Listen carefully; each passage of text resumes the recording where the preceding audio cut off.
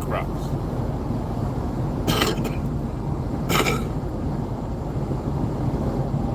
That's a magenta, mauve, magenta, pink. Probably all the same color. Mauve is not the same color as vanilla.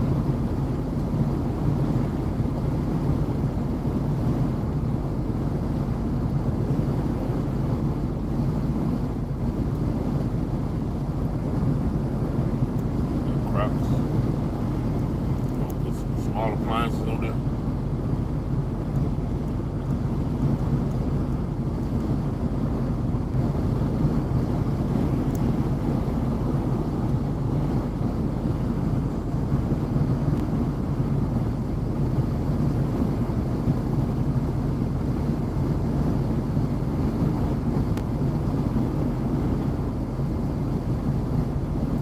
Uh, 17% commission. I'll take that. I only go for the high commission.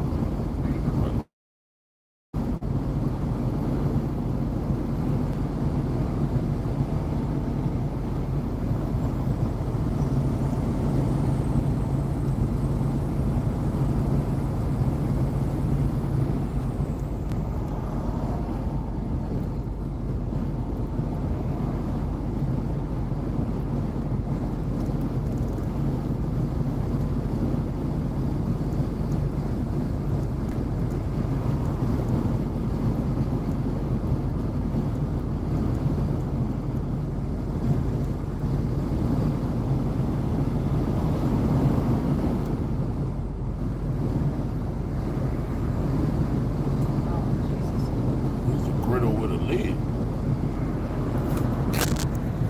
Yeah, the flip down lid. Right here. Oh, a griddle? Yeah. That motherfucker $200.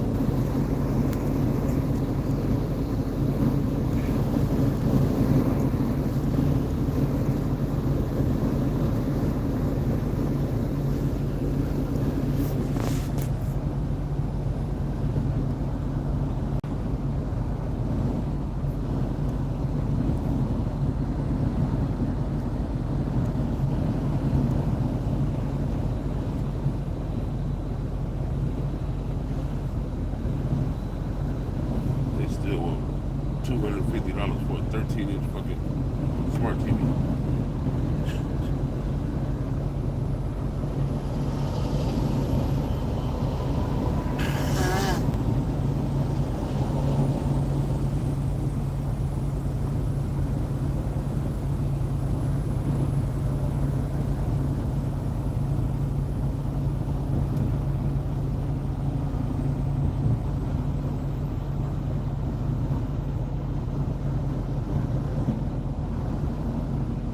I thought they was robbing us in prison. Motherfuckers.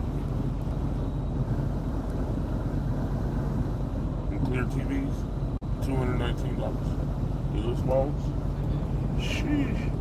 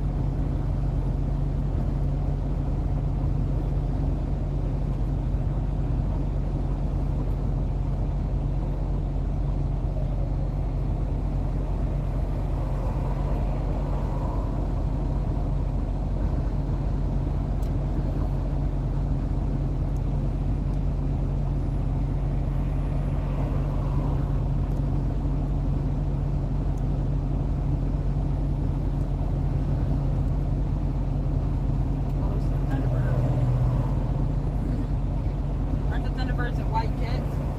Huh? Are the Thunderbirds white jets? Yes. You seen them?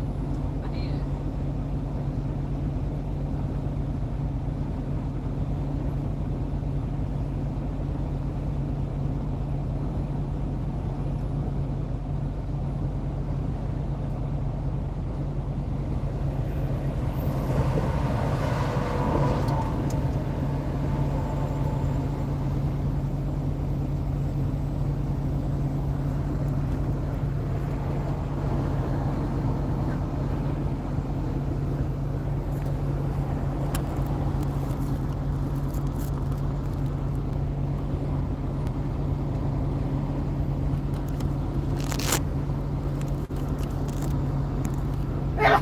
Thank you.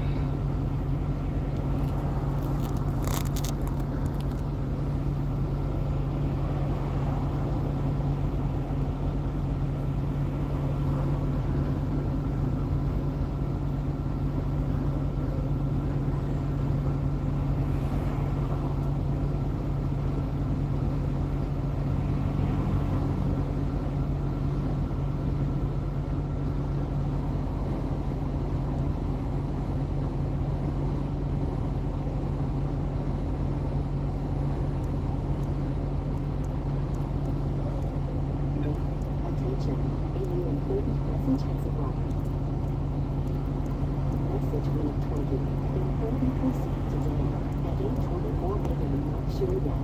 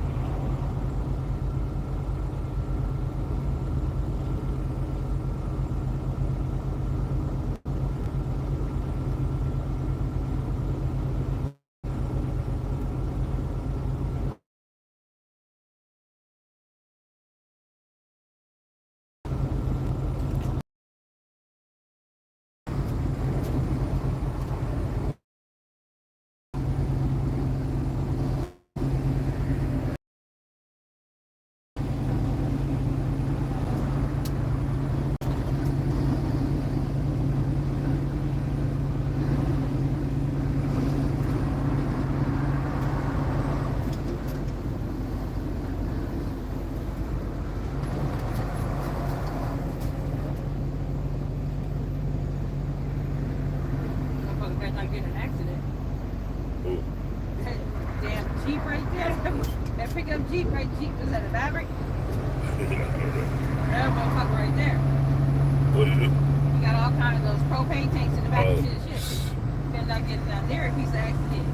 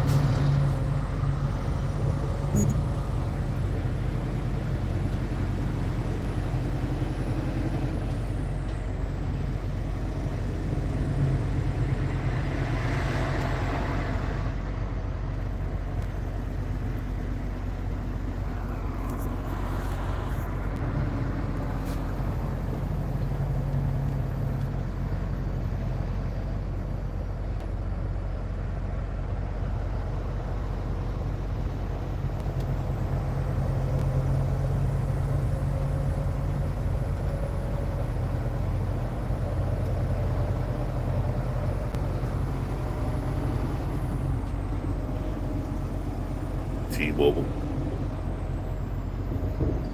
The last building.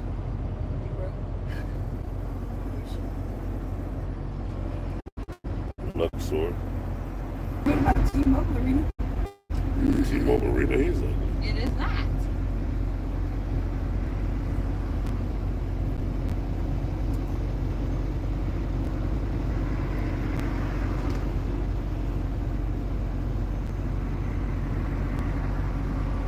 Big baller, you go into Mandalay Bay, big baller. Yeah. There's the Luxor right there. Yeah.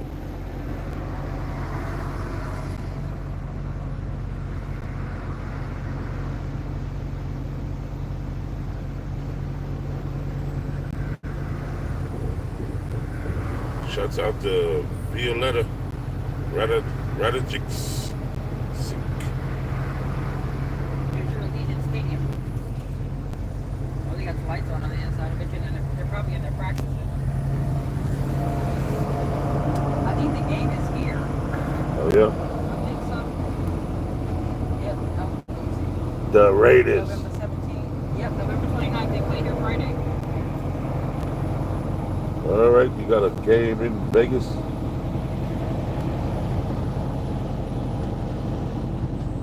So glad I won't be driving in that traffic. Right.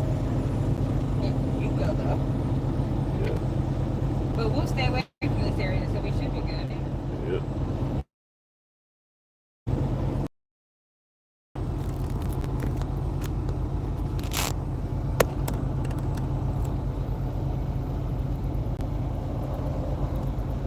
So I'm thinking that if we can't find any parking in Morton tonight, we just say fuck it and head down to Love's and just have Holly Beans out there with the car. And then get up on, and it'll stay there for 2 days. And then get up on Friday and then we'll be down to Morton. That's a good idea. That way we don't have to pay for a spot, regardless of how late it is. We should be able to still find a spot out there. I mean, we'll try Morton's first, but I'm going to say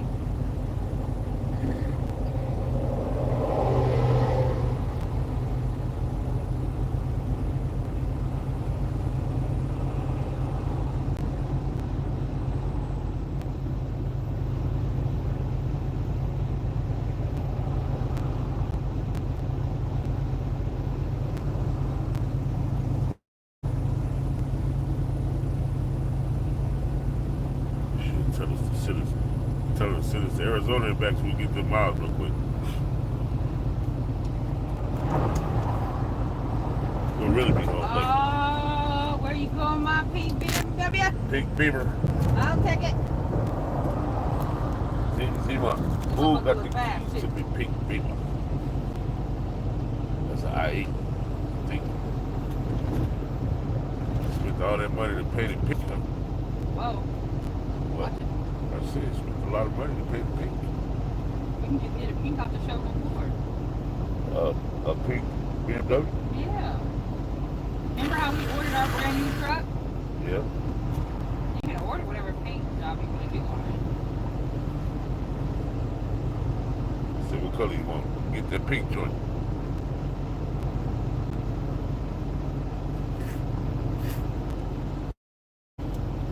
Sky Zone indoor trampoline. Let the kids jump around till they fall asleep. Right.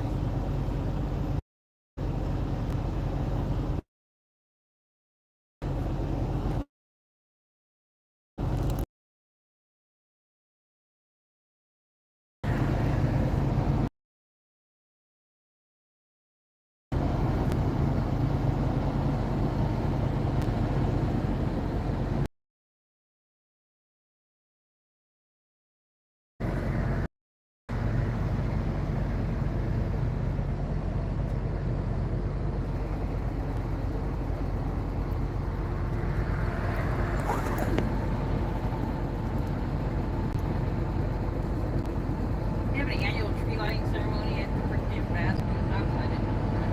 Annual what? It's an annual tree lighting. Oh. Get out of the way, truck. They go to Silverton.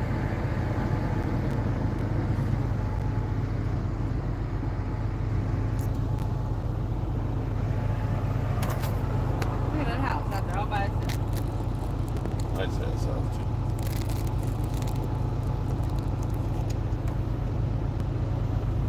Or was out there by itself. It's like something. A shopping center or something.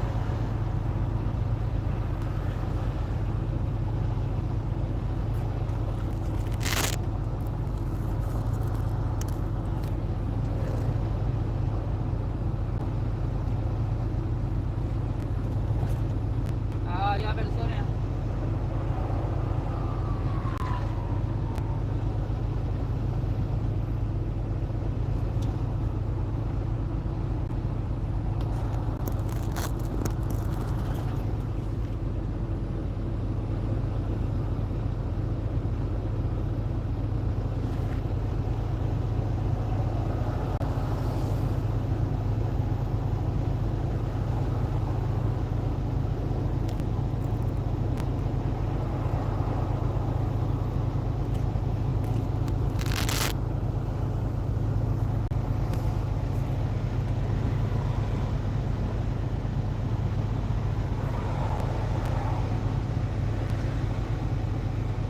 It's nice up in there too. South Point? Yeah, I used to have breakfast with Chibo. I used to work way out here. Mm-hmm. That's where Anna Banana works. Oh, that's where she worked? Yeah, That but that motherfucker. expensive ass fucking restaurant that's in there. Nice as shit up in there. Huh? I said it's nice as shit up in there. I ate breakfast at the restaurant. I just don't know which one it was. Probably got a gang of restaurants in that motherfucker. Yeah, she works in that bougie ass restaurant where it's $75 to $100 a Oh, plate. yeah. Didn't go to that one.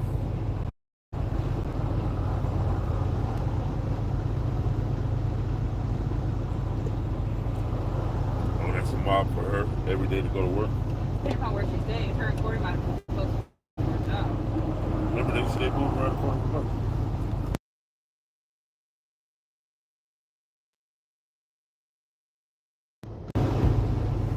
Matthew McConaughey, where you going, my Lincoln?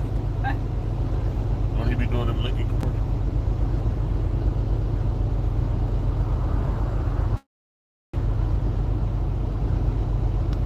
Not Matthew McConaughey did I did not say nothing to you, Google.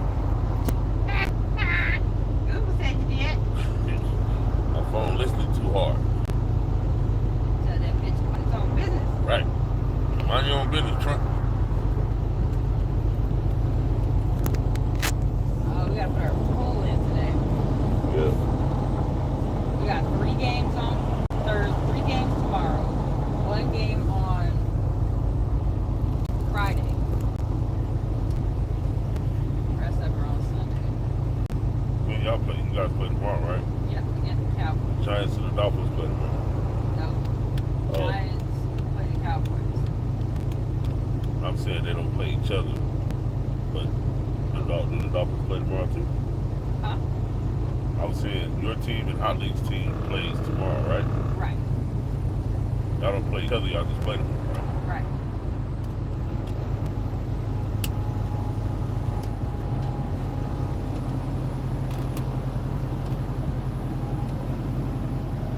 Yeah, I'm thinking everybody gonna do their last minute traveling this afternoon. That's when we're gonna get the brunt of the That's bullshit. exactly what we're going to get around here. 'Cause today Wednesday, right? Yep. They said the worst time to travel in your car is between 1 and 7 p.m. Then that's when we're gonna be doing. Yeah.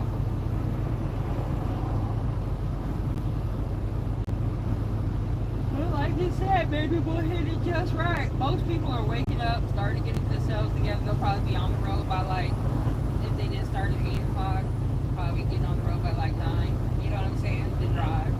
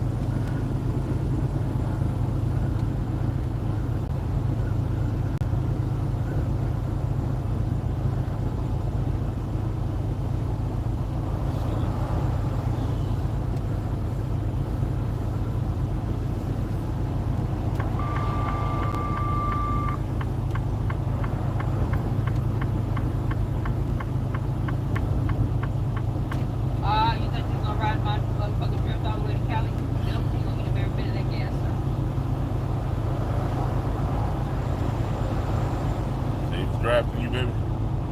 Keep running.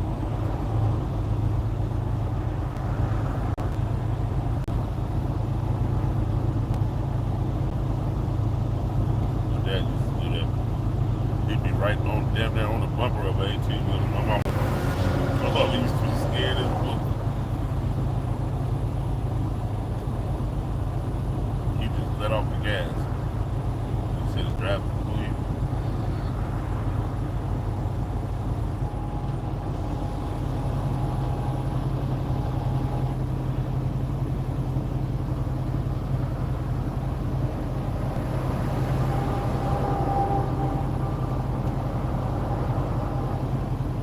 What happened to your clips on the top there, bud?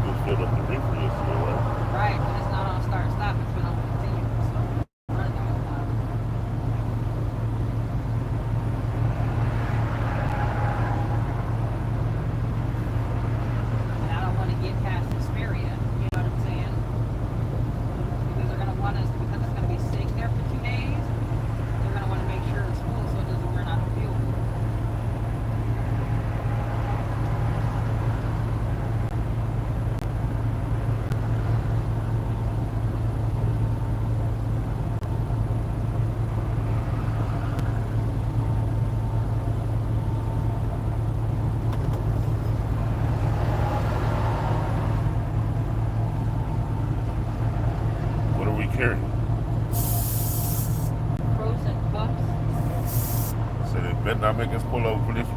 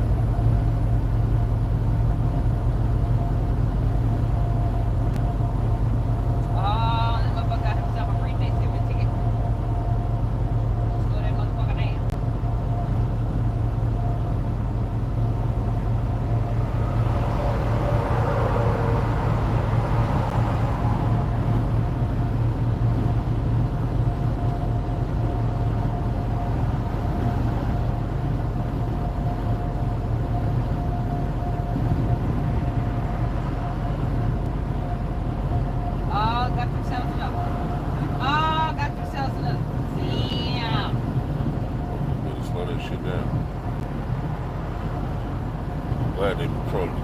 This is where most of the accidents happen. So y'all think police is gonna be out on fucking the day before Thanksgiving? Really? It's the end of the month too? Yeah.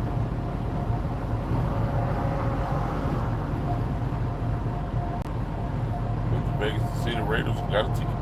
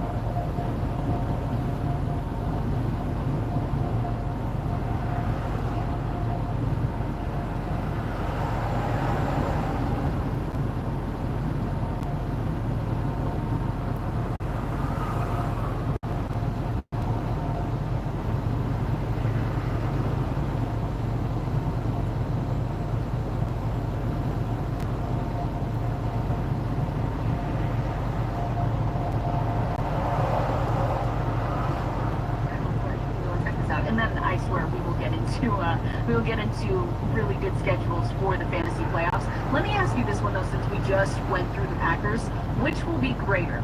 The number of Packers with 6 or more receptions, or the number of interceptions thrown by Jared Goff? Shout out to Michael Stam. Number of housekeeping number of just hit. Packers with 6 or more receptions, or number of interceptions thrown by Jared Goff.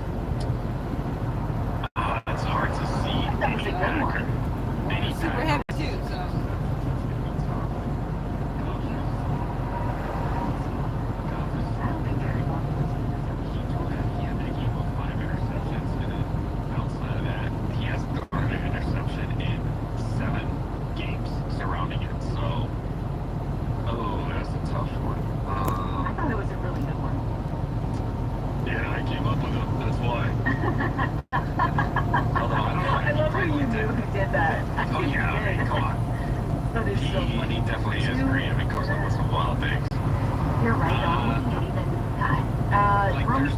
Romeo Dobbs had 6 last week.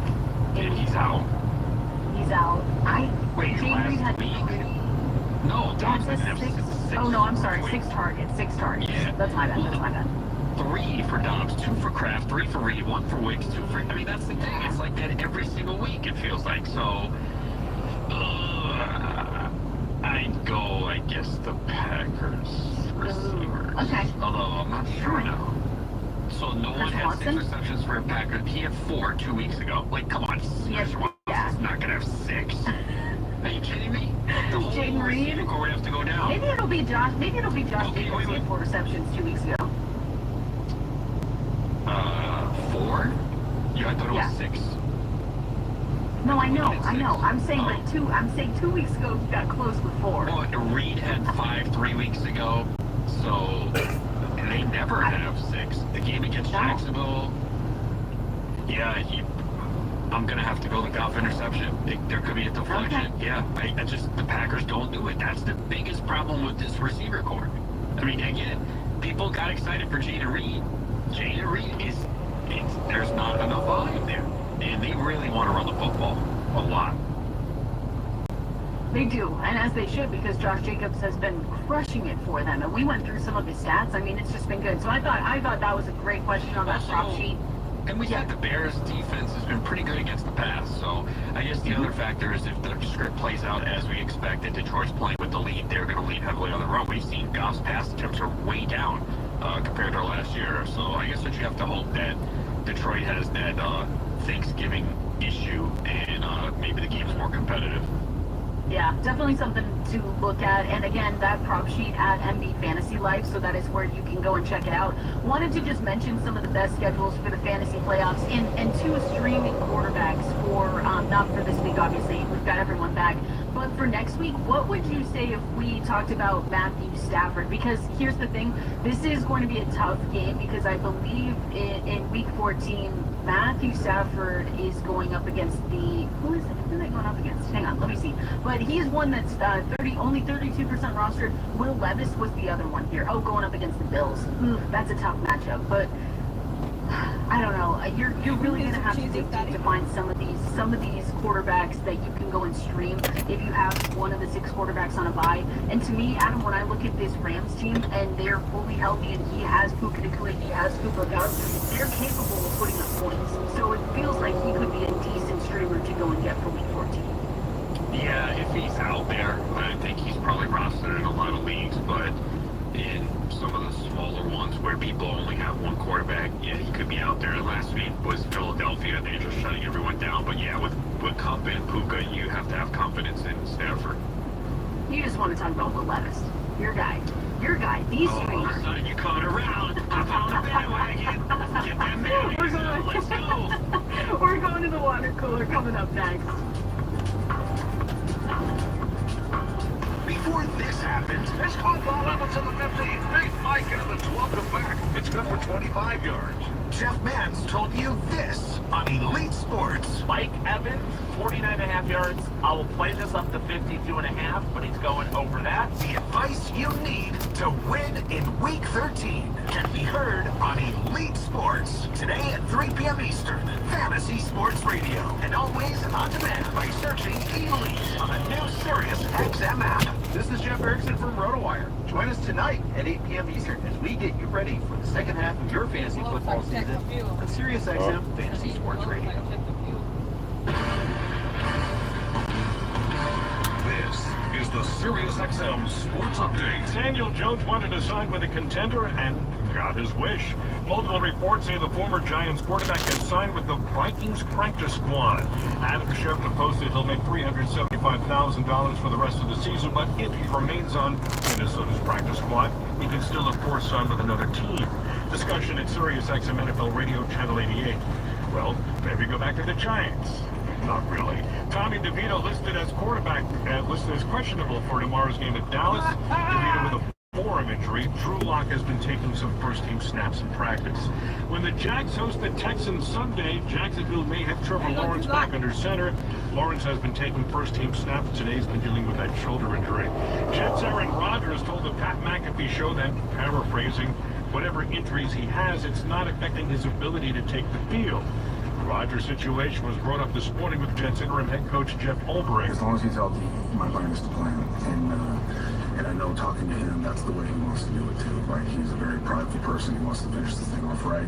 He wants to celebrate this team that we have and have a good taste in our mouths as we leave the season. Jets Sunday host the Seahawks. Chargers running back J.K. Dobbins will miss this Sunday's game against the Falcons with a sprained MCL. Dobbins is week to week. Double this evening on NBA Radio. Mavs entertain the Knicks at 7:30 Eastern. I would go against the Seahawks the Thunder tipping at Golden State. Olds Lonzo Ball aiming to return tonight at Orlando. Lonzo dealing with a sprained coming off a win and they ain't at home and they traveling. Jonathan Drouin is out week to week with a body injury. MLS in Miami signed Luis Suarez to a one-year extension. From the SiriusXM newsroom, this is Bob Gallerstein. If it's happening in sports, it's happening on SiriusXM.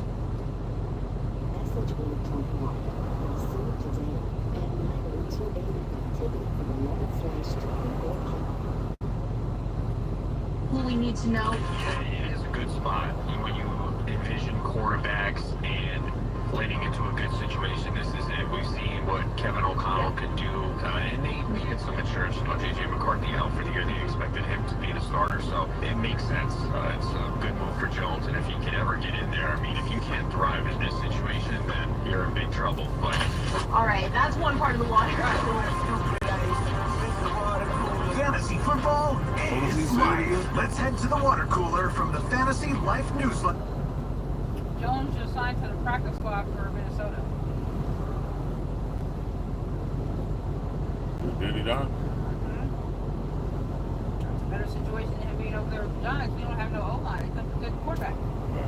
100% free as always, and you can go and check out all of those articles that we've been talking about today. Waiver wire utilization report is live, and we've got so many great just Thanksgiving articles that are so fun. We've got, you know, fantasy football sleepers for week 13.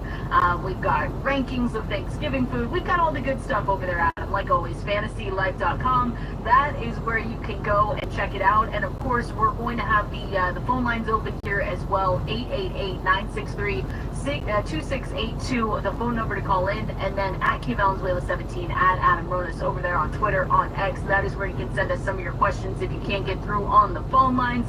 So now, Adam, let's get into some of the news and notes that you might have missed in the first hour. This one is fun though. So we've got actually a clip from, I believe it's called the Kelly Clarkson Show. This is Kaylee Cuoco from Big Bang Theory talking about her husband and his fantasy football teams. Let's listen in. Let me ask you a question, okay? How many fantasy teams are you on? Oh my God, one. Okay. How much of that life is that? How much? A lot of time. You gotta work, right? Yes. And you have to keep changing it. Right. It's our marriage. Yeah. Marriage, a lot of work. You find yourself looking down at your phone a lot, trying. That is literally all I'm looking at, or trail cams. Yeah. So Tom, the love of my life, is on 10 different fantasy teams. Do you understand what that means? That means you don't talk much. Ever. Oh my God, it's all like her. And I love football. Me too. I don't love it that much. Adam, the fantasy life, you know, we don't choose it. It chooses us. And obviously, 10, I will say, 10, good amount there. You do not talk much in the fall. You're on your phone constantly. You're checking the waiver wire. You know, shout out to Kaylee Cuoco's husband from the Big Bang Theory. I love that. Yeah, I definitely have more than 10, and it is definitely a lot of work, especially waivers running at different times. Yeah, you have some Tuesday night Wednesday, like, I have one that runs at 1 o'clock today, 2 p.m., 3 p.m., 10 p.m., midnight, That's when you gotta have the overnight. lineup So the good thing is it's spaced out, so I just do it in priority of when they run and go through it like that. But yeah, it's a lot of work and maintenance, and then when injuries strike, oh, do I have that guy in this league? I need a replacement. So yeah, it's a lot of work, and that's why it's very difficult to, you just can't win every fantasy league, and it's been something that's very tough for me to accept over the years because I hate losing. Like, I despise it. Like, it really bothers me, and you just cannot win every league. You're gonna have factors that just some bad luck, some injuries. You run into a team that puts up points every week. You have the bad luck schedule. Of course, there's stretches where you're on the other side and you get the fortunate luck, but yeah, it's pretty time consuming. I mean, it's a little bit different for us because we do this for a living, so yeah, it's part of it. But imagine you have another job full time and you do play in 10-15 leagues, and I'm sure there's a lot of people listening and people that are on fantasylife.com, and that's why they lean on us. They're like, look, I don't have the time to do all this research, dig in deep, go through all the stats, the matchups, and that's why lean on us. We help you with some of that work, but it is definitely time consuming. Like, this is just like this week for many people, they left work early, they're traveling, going to family. This is like a really busy week for me. Like, I have no time off. I'm like, okay, I can't wait till Saturday comes so I can at least have a little bit of a break. But even on Saturday, you know, we have all those reports at 4 p.m. Eastern. This guy is not traveling with the team. This guy's going to be inactive. They make roster moves that indicate, okay, well, this running back's banged up, and they call someone up from the practice squad. That's not a good sign. So yeah, it just never ends. Not complaining. I love it. I wouldn't trade it for anything else unless the practical jokers in an opening and they want to bring me on. I might leave the industry for that. But outside of that, I've been doing this a long time. Tough to complain. But yeah, 10 leagues for someone that is not in the industry, I respect that because that's a lot. Yeah, because I see most of my friends probably have between, I'd say, 1 and 3 teams. You know, my close friends, obviously we know people in the industry have a ton of teams, and then, but if you throw basketball in the mix, that's even a lot more, and I understand there's no maintenance, but yeah, it is a lot of work and maintenance. If you're talking redraft, waivers, setting lineups every week, 10 is quite a bit for average person. Is that okay to say? Yeah, I think someone who doesn't work in the industry.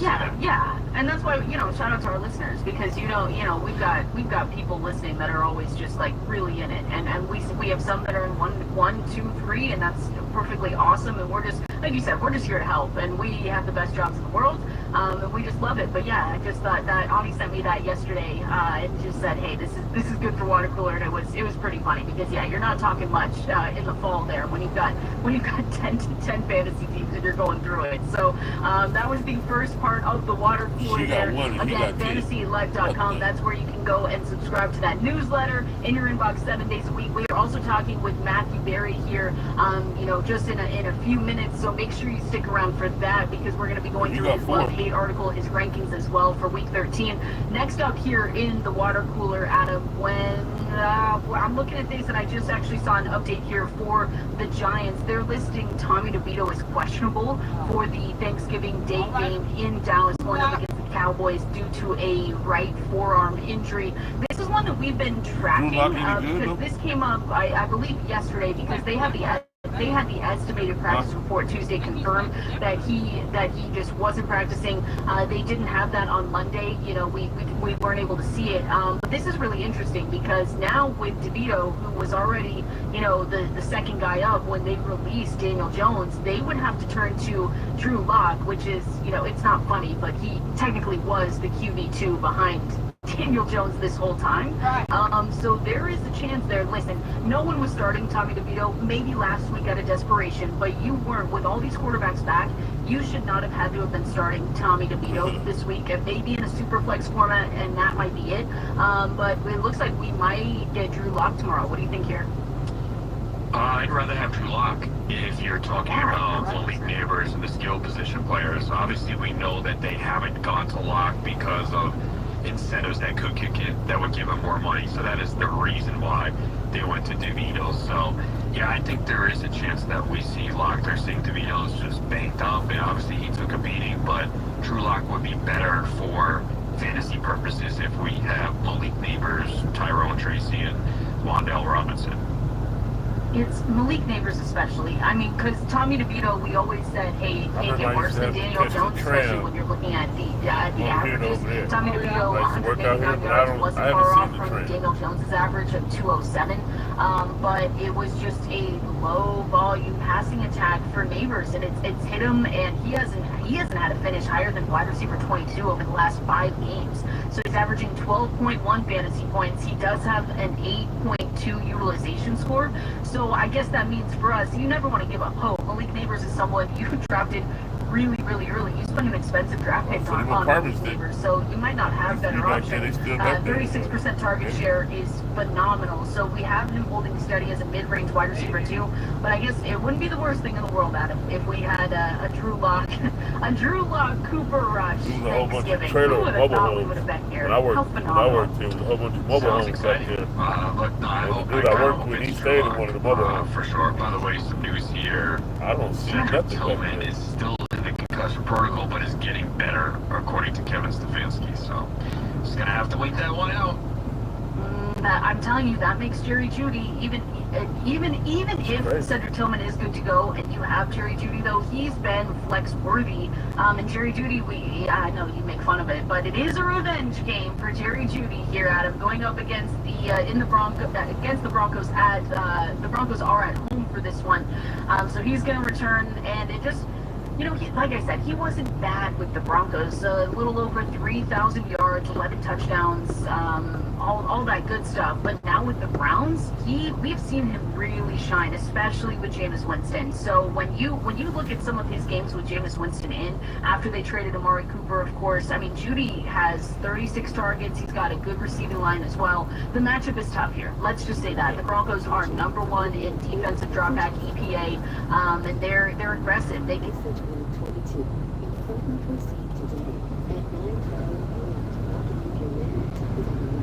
Welcome, California Day. Actually, though, if Cedric Tillman's out, you have to upgrade him if that happens. Yeah, you just gotta worry about Patrick Surtain. That's the only thing. Yeah, well, it's a revenge game now, so Okay, so that's obviously the revenge game there. Okay, got it. Obviously, the revenge game there makes it all better, and not just totally put everything out of the way. But you do have to worry, yes, about Patrick Surtain in that one. Definitely something that we're going to continue to monitor. Same with Tommy DeVito, but again, officially listing him as questionable. What? You kind of have to worry. No, DeVito is not traveling with the team to Dallas. That's Oh, well, then he's out. He said no. Right? He's gonna join them later in Dallas. Like, what is this? Come on. Somebody wants to reach it.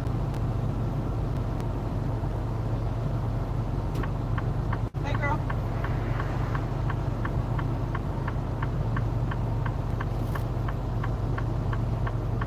Why?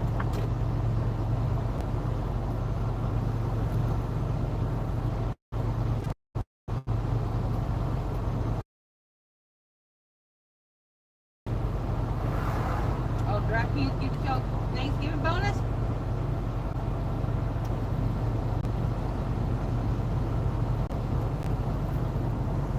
Really?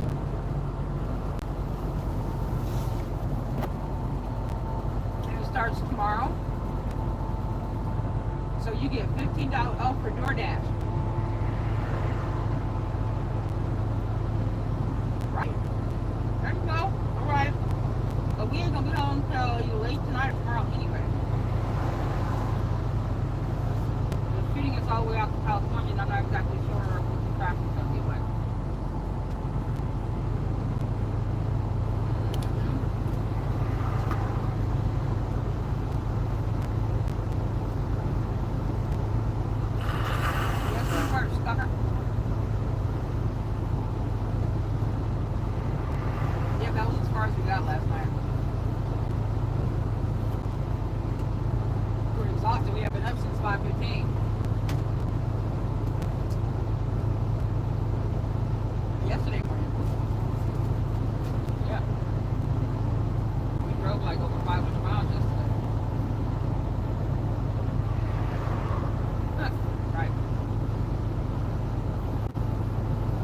find anybody to take this load of bacon, so now we're gonna take it all the way down to San Bernardino, drop it, pick up a trailer, and then we'll go back that way. It is what it is. Ain't nothing we can do about it, huh? Yeah. It's all right. We're gonna be out 4 days. So rain or high water. Get 2 shits. So if we don't get back until tomorrow, based off of traffic, yeah, we will be home until Tuesday.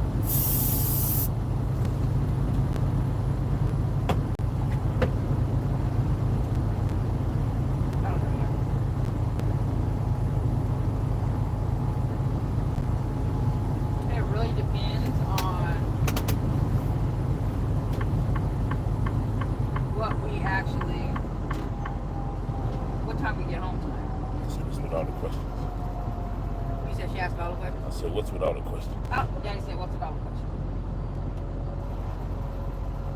Daddy said, what's without a question? She missed us or something? Daddy said, you missed us or something? She said, I don't know. I was just asking. When I asked her, did you miss us or something? She said, I do.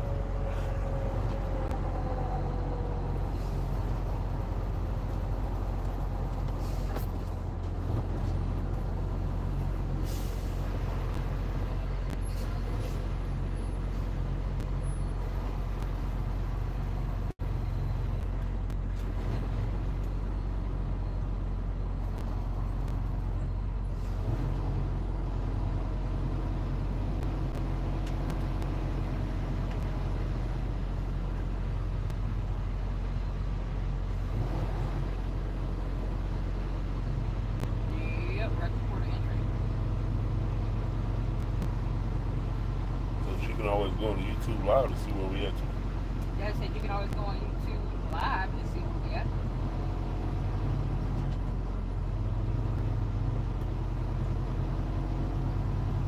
Because you gotta turn it on.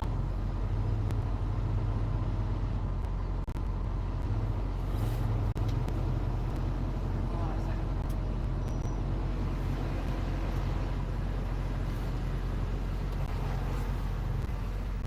I'm good. I have frozen socks. You have a good day. You too. Thank you.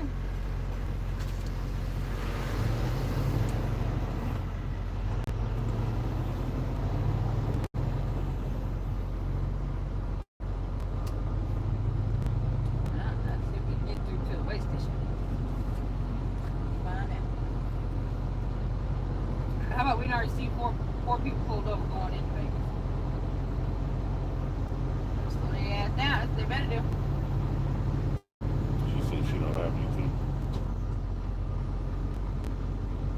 Right. She said she doesn't get notifications anymore.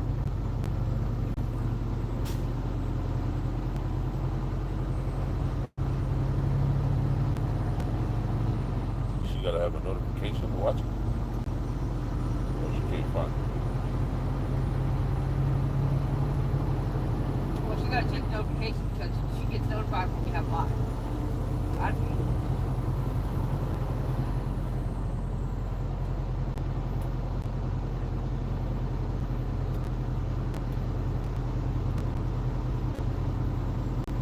All right, California.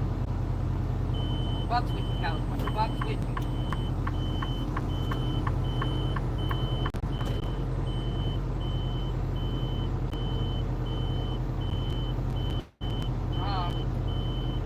We have a free pass, so anytime we go through a way station, if we don't have to pull into the scales, we get a green light. If we have to pull into the scales, we have to go 3 miles an hour over the scale to make sure we're not overweight. We get a red light.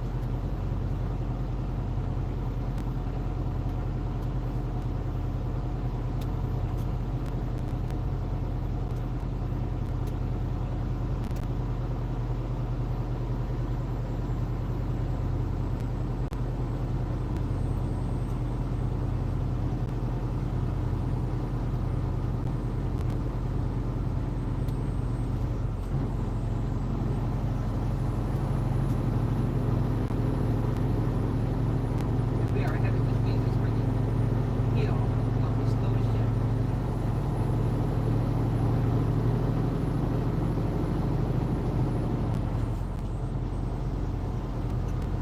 But yeah, we're just not sure what traffic is going to be on the way back. It'll be bad. CNN already said the worst time to travel the day before Thanksgiving is between 1 and 7 o'clock.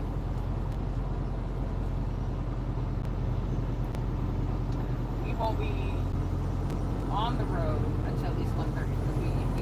We should be getting there by 1. But we still have to drop this trailer, pick up another trailer, so it's going to take us at least a half hour plus another half hour break. So yeah, we ain't going to be on the building to the earliest 4 o'clock. So we don't like to jump the break. That's what's up.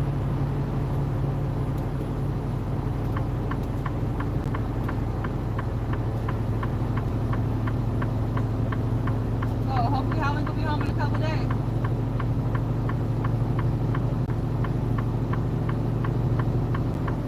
So she said she had already talked to you about it. I told her. They told you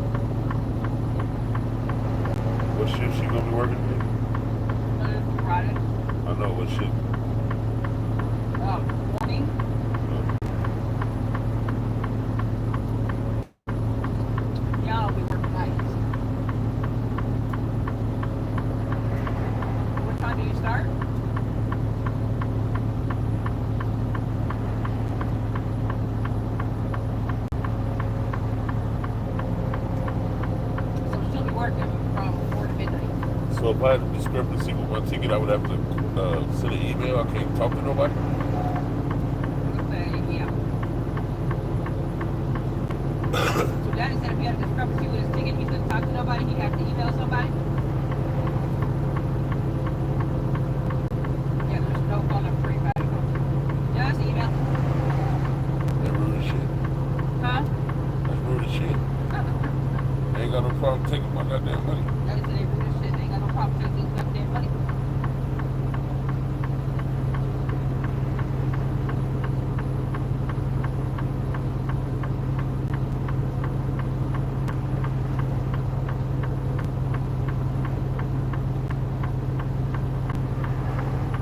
Probably because it's easier for them to track the emails and the information that's going out than it is for them to deal with any phone calls coming in, because they would have millions and millions of phone calls. They just want to make sure they don't have no insider trading.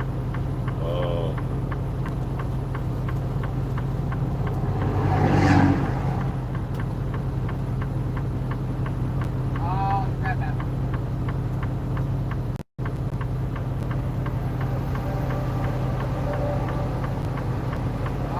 That's the policeman.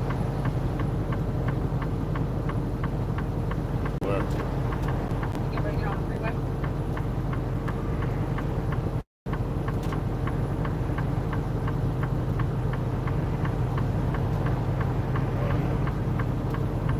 Might be getting that little red card up, Bobby. Yeah.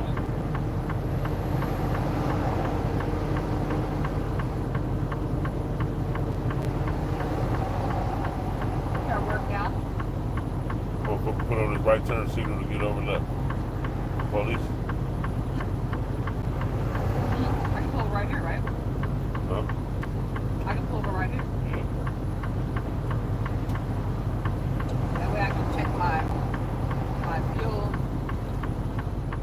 There you go. Out the way.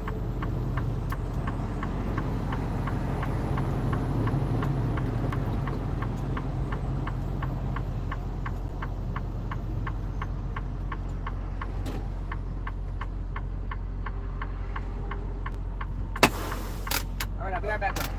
But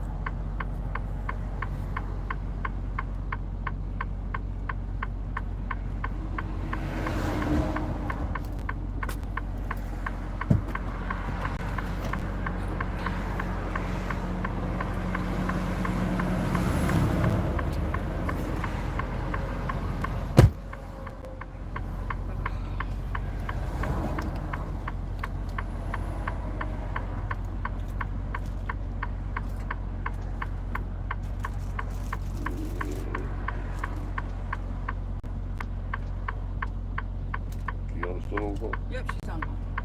Stage 5 clicker. Yep, stage 5 clear. You hear Daddy? I don't know. She talked about she knew where it was yesterday. She tracking us now. Sounds like she might be moving up to stage 6. Yeah, that's Klingoid territory. Officially a Klingoid. You and Hotlink.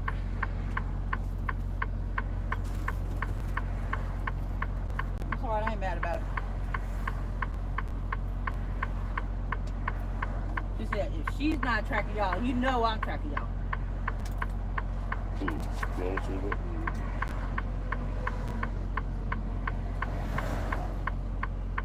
So at least we know we're being tracked by at least one of us. At all times.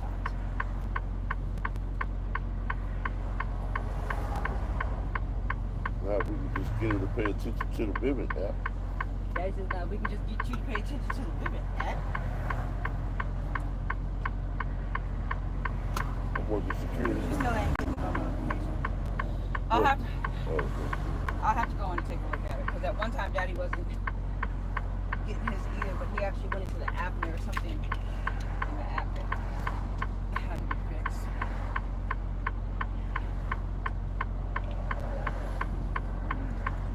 She said when she be working, she just has the blinds open so she can get some. So I'll just give it. I'll just give it the a dining room table. I'll just give it a retro. He said he was just giving it a retro. It wouldn't be any fun if we could.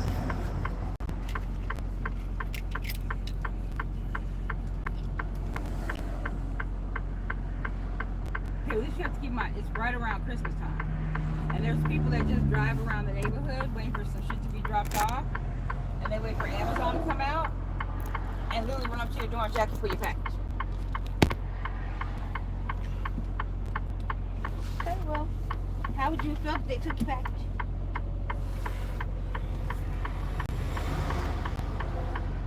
Would the code been worth it? Maybe. I said, would the cold have been worth it if they took your shit?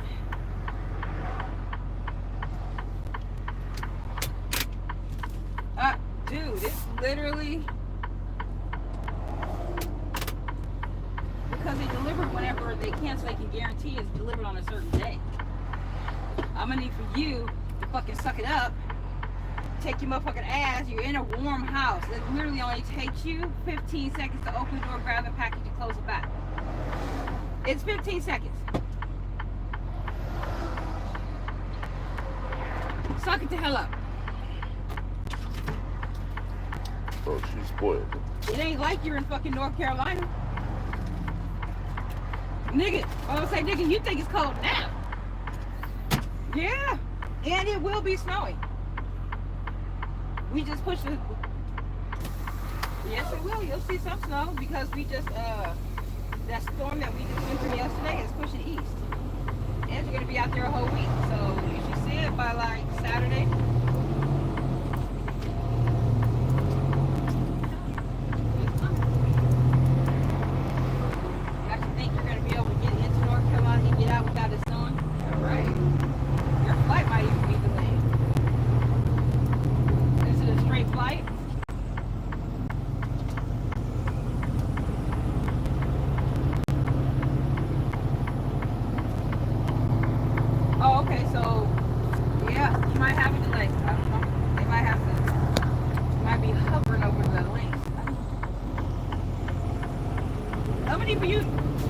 You don't have the weather on your phone? That's all it says? Oh, okay. What about 10 days from now? Pull up. Can't you pull up 10-day forecast on your phone?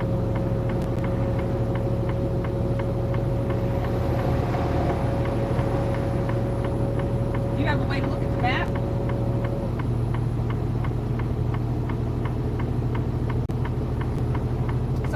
No snow, right? Alright, so it says no snow. So what I need for you to check is what the temperature's gonna be. It should tell you the high, / and then the low. And the low.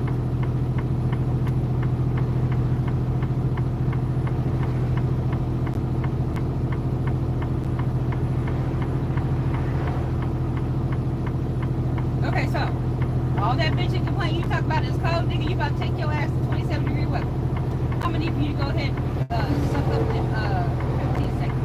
Except she ever been to Myrtle Beach. Huh? Except she ever been to Myrtle Beach. That said, you ever been to Myrtle Beach? She said, yeah. She said you used to go every year. Bike week. For a bike week? She said no, she's never been for a bike week. What is it? It's just like a beach where you hang out? Or? You about to what? Oh, okay.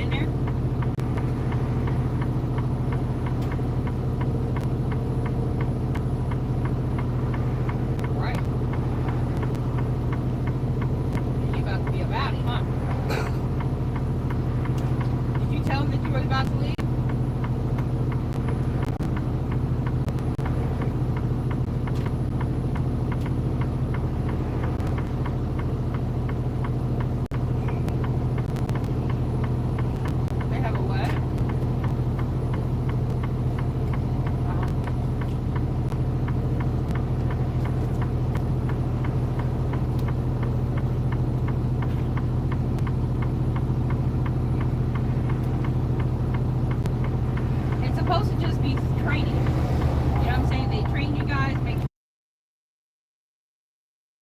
send you home like 30 days ago.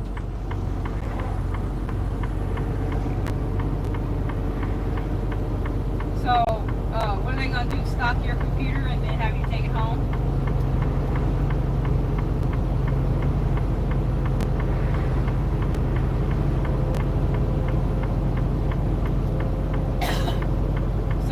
So they have computers that you take home and then what you do, just hook it up to our internet?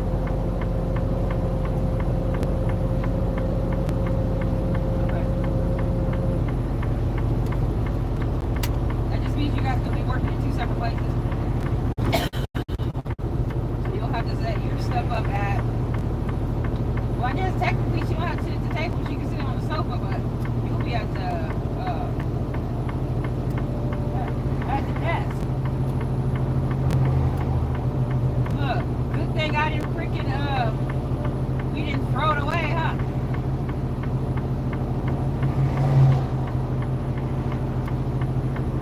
My desk?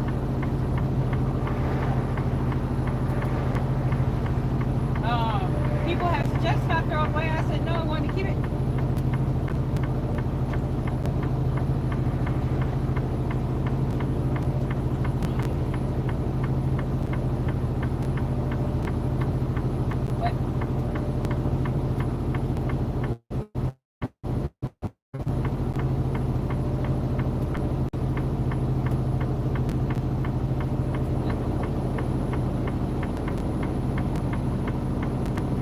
Anytime they give us stickers, and I never am able to finish up like the last 6 or 7. It's always just duplicates. Say what?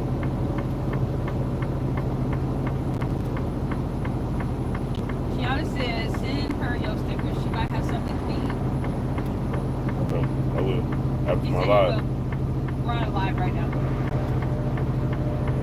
So I got an attitude. Oh, they said you got an attitude. She said why? Because they had my wife download Trivia Crack and they don't even play no more. Oh, Now they yeah, got my right. wife playing all these rando Right. and everything.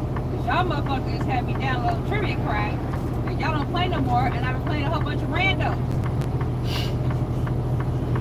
All these motherfucking randos keep having me start brand new games. Don't get me wrong, I've been whooping their ass, but still. It looks like one of the cats had a wig on, and I had 2 guys hugging on each other. I said, all these randos. But I just keep playing. Just keep playing. Oh, Kiana don't want no more smoke. Okay, I always said she was start again. Alright, love you. Okay, bye. Alright, love you, bye.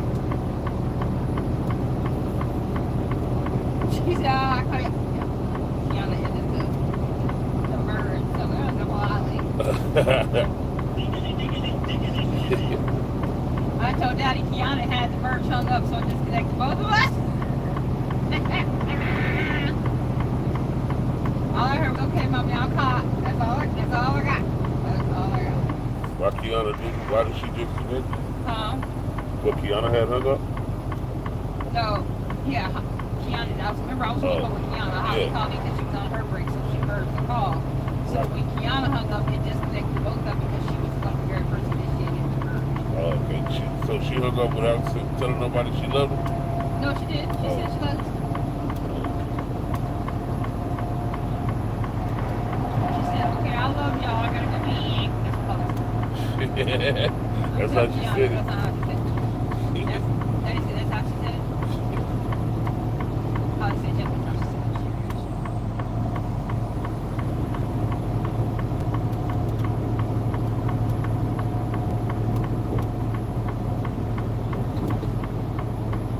Take it out from the floor.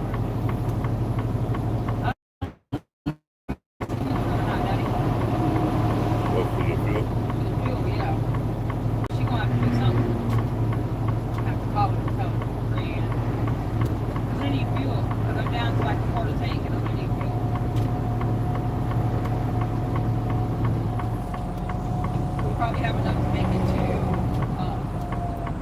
thought you already pulled over and did check the fuel. I did check the fuel, but I don't remember hitting send. And I gotta make sure it went through.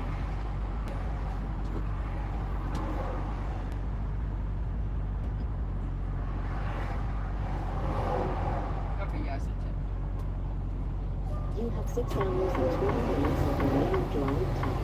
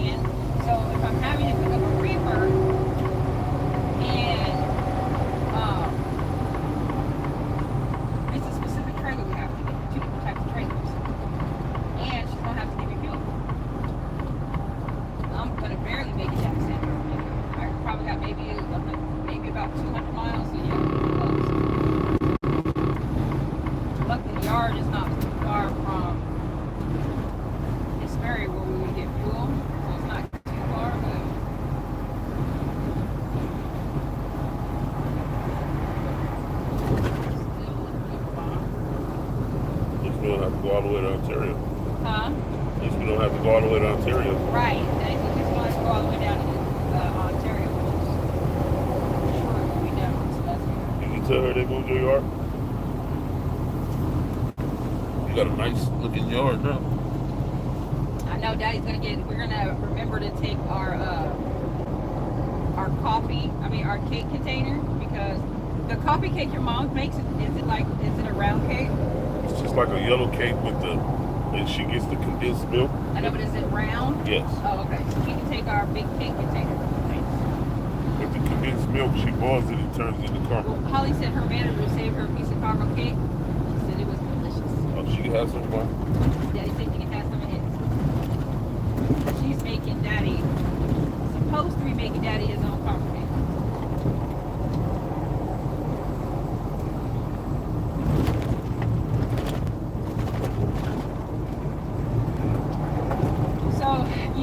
It shouldn't take that long to cook the turkey. I believe I put it on 325, and then you have to let it sit for like 3 hours.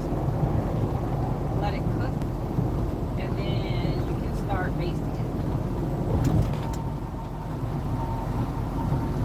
Oh yeah, I don't know where you would get that from. This her first time doing the turkey by herself? At the house? What now? This her first time doing a family turkey at the house by herself? Yes. Holly's never done a turkey by herself. Not mine anyway. It's gonna be her first time. Tell her, don't mess it up, coach. Daddy said, don't mess it up, coach. She said, oh, okay, no question. Literally, there is no way for you to mess up the turkey, just so we're on the same page.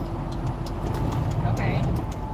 The turkey is all about making sure you clean out the inside. We're not putting stuffing in there, so you just gotta make sure you rinse it out really good. Okay? Everything you should be able to pull out. The neck will come out by itself. All the gizzards and stuff like that should be in a plastic bag. So you can get rid of that. And then rinse it out really, really good on the inside. And then don't rinse the outside. Just rinse the inside really good. On the outside is where you're gonna do all the seasoning. And you're gonna coat it with butter. Then you put it inside the black bag, seal it up, put it in the pan, make sure your oven's on 325, put it in there and let it cook. It's not a whole lot to it. You know what I'm saying? Because once you get done cooking it, what makes the turkey is that as it's cooking, you're basting it with the nuclear butter.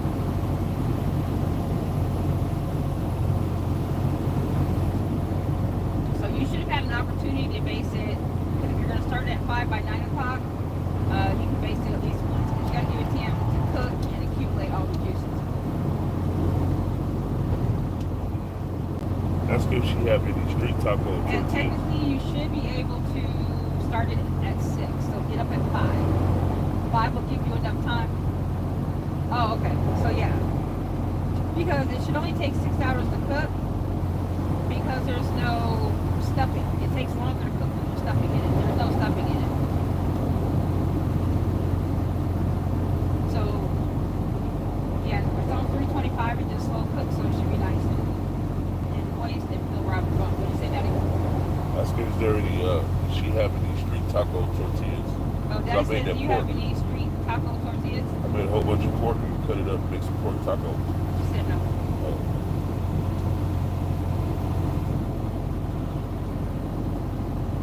No, he wanted to know about the tortillas.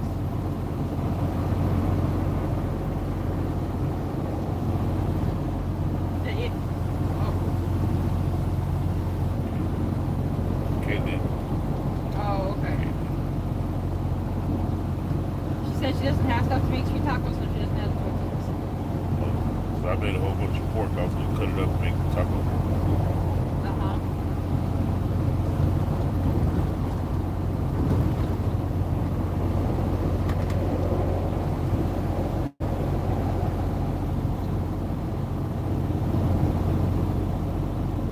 Oh, okay. What are we setting the dollar limit at?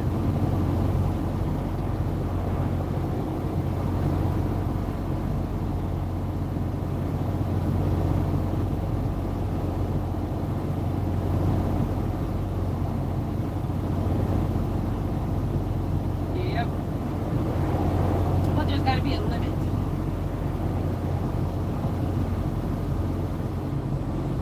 You know what I'm saying? Because the kids are. Because I was thinking about that because I think last year we did what, 30 or something?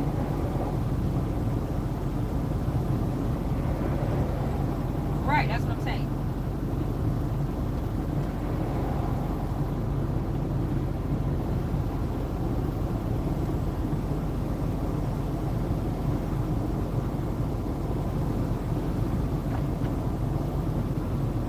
Oh, okay. Because you're going to have how much of the gift pack?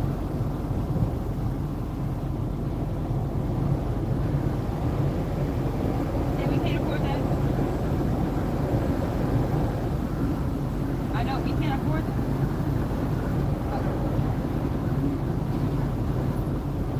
Now maybe next year we can branch out, but not this year. Okay, so what all did you plan on getting the kids?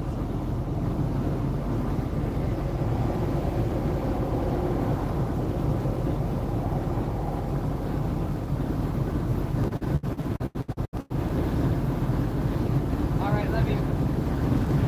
Bye. You have to go back to work. What was she saying when you said we can't afford that? She was saying that if one of us ends up picking up Kiana, or picks Kiana's name, to get her the PlayStation gift card gift pack. That's just $9. We can't afford that. So we didn't even pay that much for Juwan's membership, remember? The PlayStation Plus membership we had got? Yeah, whatever the limit was at the time is what we got. I think our limit at the time was like $30 or whatever. Yeah. So the limit's gonna be $50. We just have to see if it's all gonna be in the drawing. Sally's talking about how she wants to be in the drawing, but I don't know. I gotta see.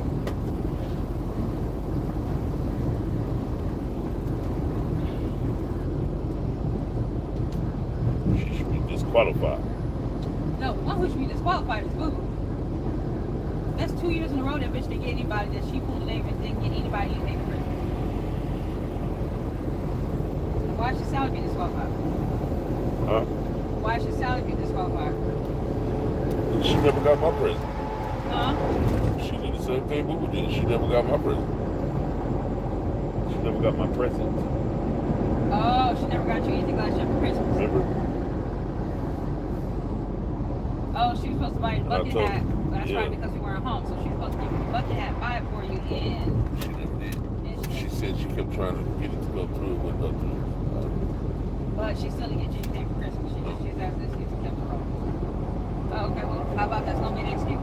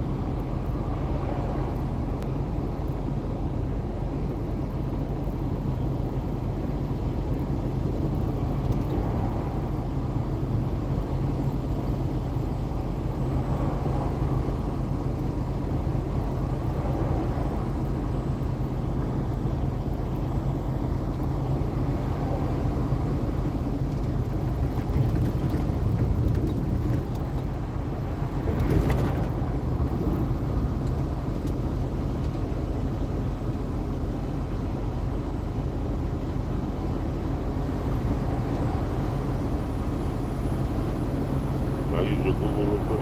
Okay.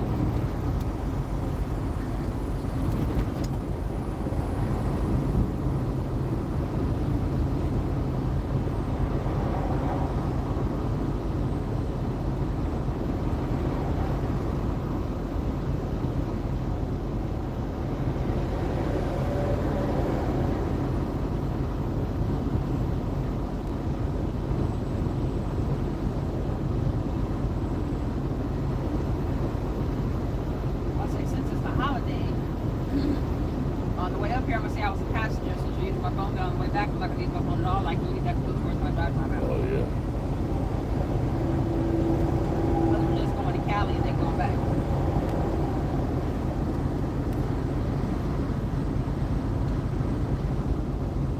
Sorry.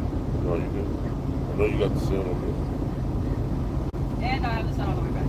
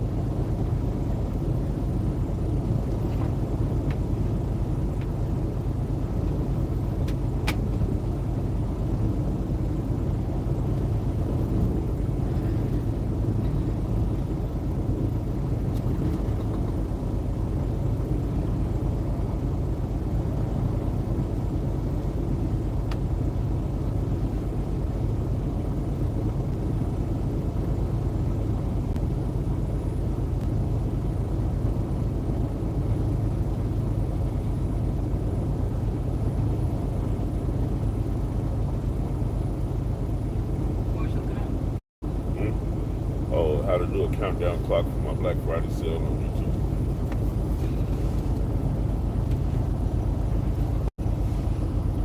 Starting Friday all the way through Monday will be 15% off all products.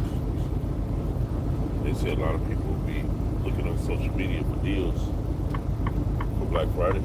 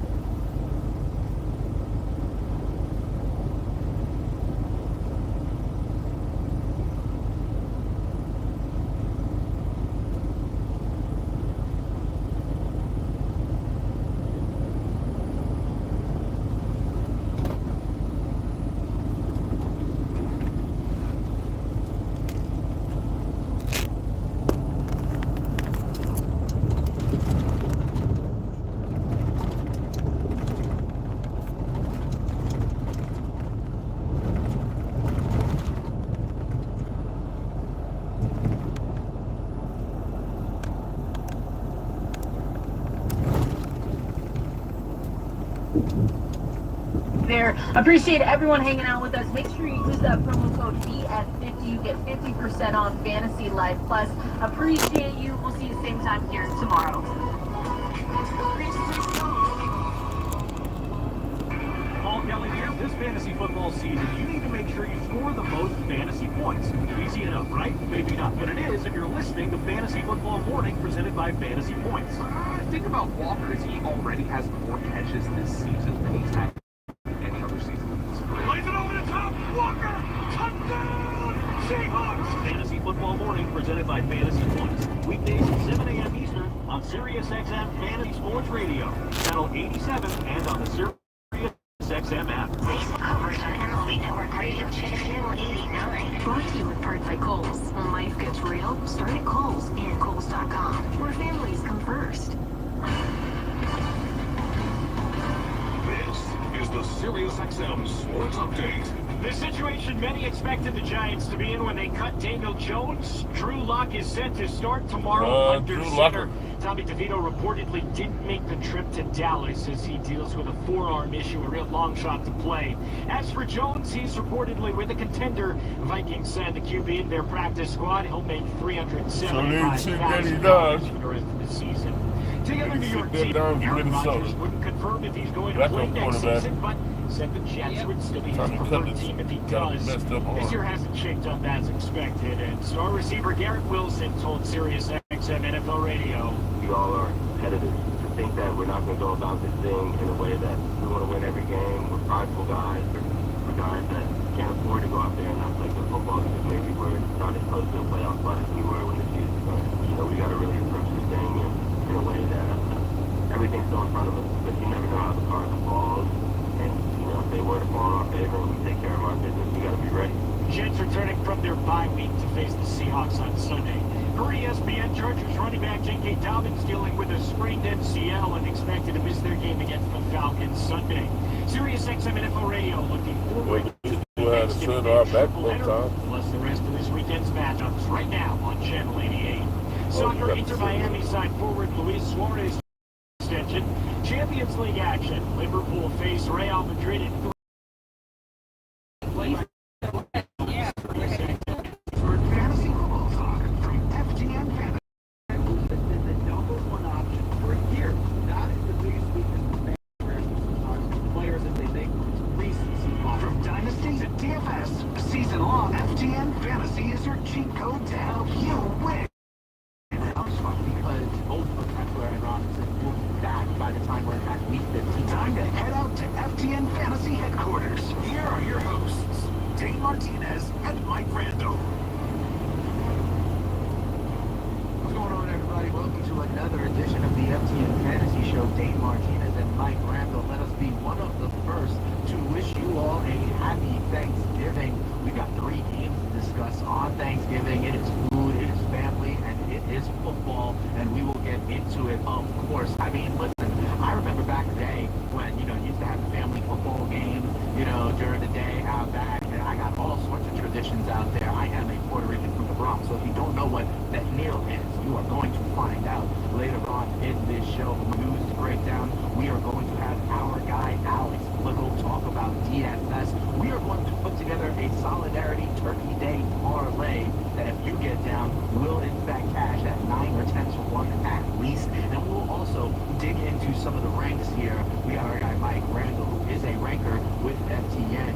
We'll see where he is higher, where he is lower, who are the guys that he hates, who are the guys that he loves. And if you want access to all of that, we've got a sale for you. You don't need to wait online to go to a mall at 6 a.m. on Friday. I don't even know if people still do that anymore, given all the online shopping, but you don't need to do that. All you need to know is BKVIP is the code to use, and you can get 25% off a subscription for all the tools here at FTN. We are for the numbers, helping you win your league and win that cash. Happy early Thanksgiving to you, Mike. What's going on, brother? Happy Thanksgiving, my friend. A shout out to all the Thanksgiving football games played in the street. Third down day, go to the bunker. Shout out to the bunker. That's right.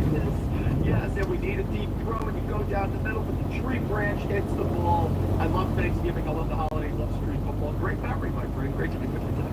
Yeah, absolutely. I also remember in my younger days that tonight is a very interesting night to go out with friends because everybody coming back to their hometown, maybe at their local watering hole. By the way, Mike, talk about like going to the hubcap and doing a button hook. Me and my boy, shout out to Mike Stevens, we used to have a play in middle school called the Run to the Girls play.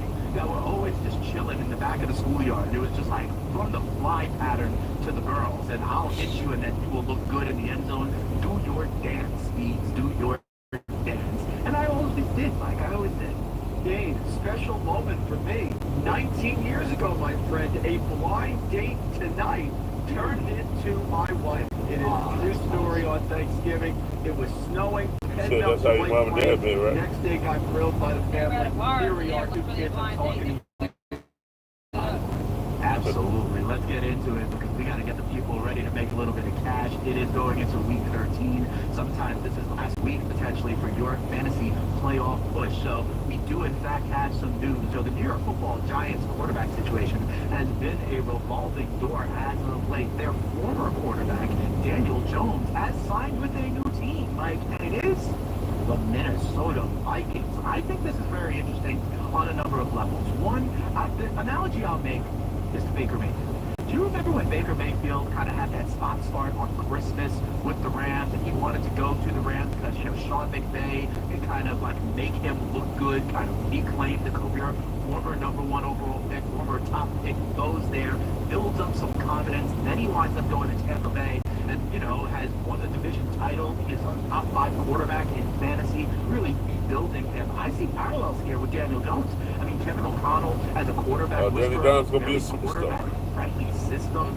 You don't to see be it? honest, there's been a few games over the last month or so where Sam Darnold has taken some hits, has looked Better at environment over there. But remember, this system is why we thought J.J. McCarthy was going to be a good rookie quarterback. This system is why Sam Darnold looks good. So I think it is a smart move for Daniel Jones. I think it's a smart move for the Minnesota Vikings because if now Daniel Jones leaves the Vikings in free agency, Minnesota gets a compensatory draft pick out of the deal as well. So I think that is good. And then kind of correlated to this, So if we go to the playoffs, Minnesota get another draft pick. turkey on Thanksgiving, but Tommy I don't know how that Cutlets, works. forget about it. Because I'm sure the Giants, flying with the team to Dallas for their Thanksgiving because slate. if they So it release looks them, like they'll it's have going to be they'll still have two extra draft under spots. center for the Giants tomorrow against Dallas. What do you think about these moves, the Giants and their former quarterbacks as well?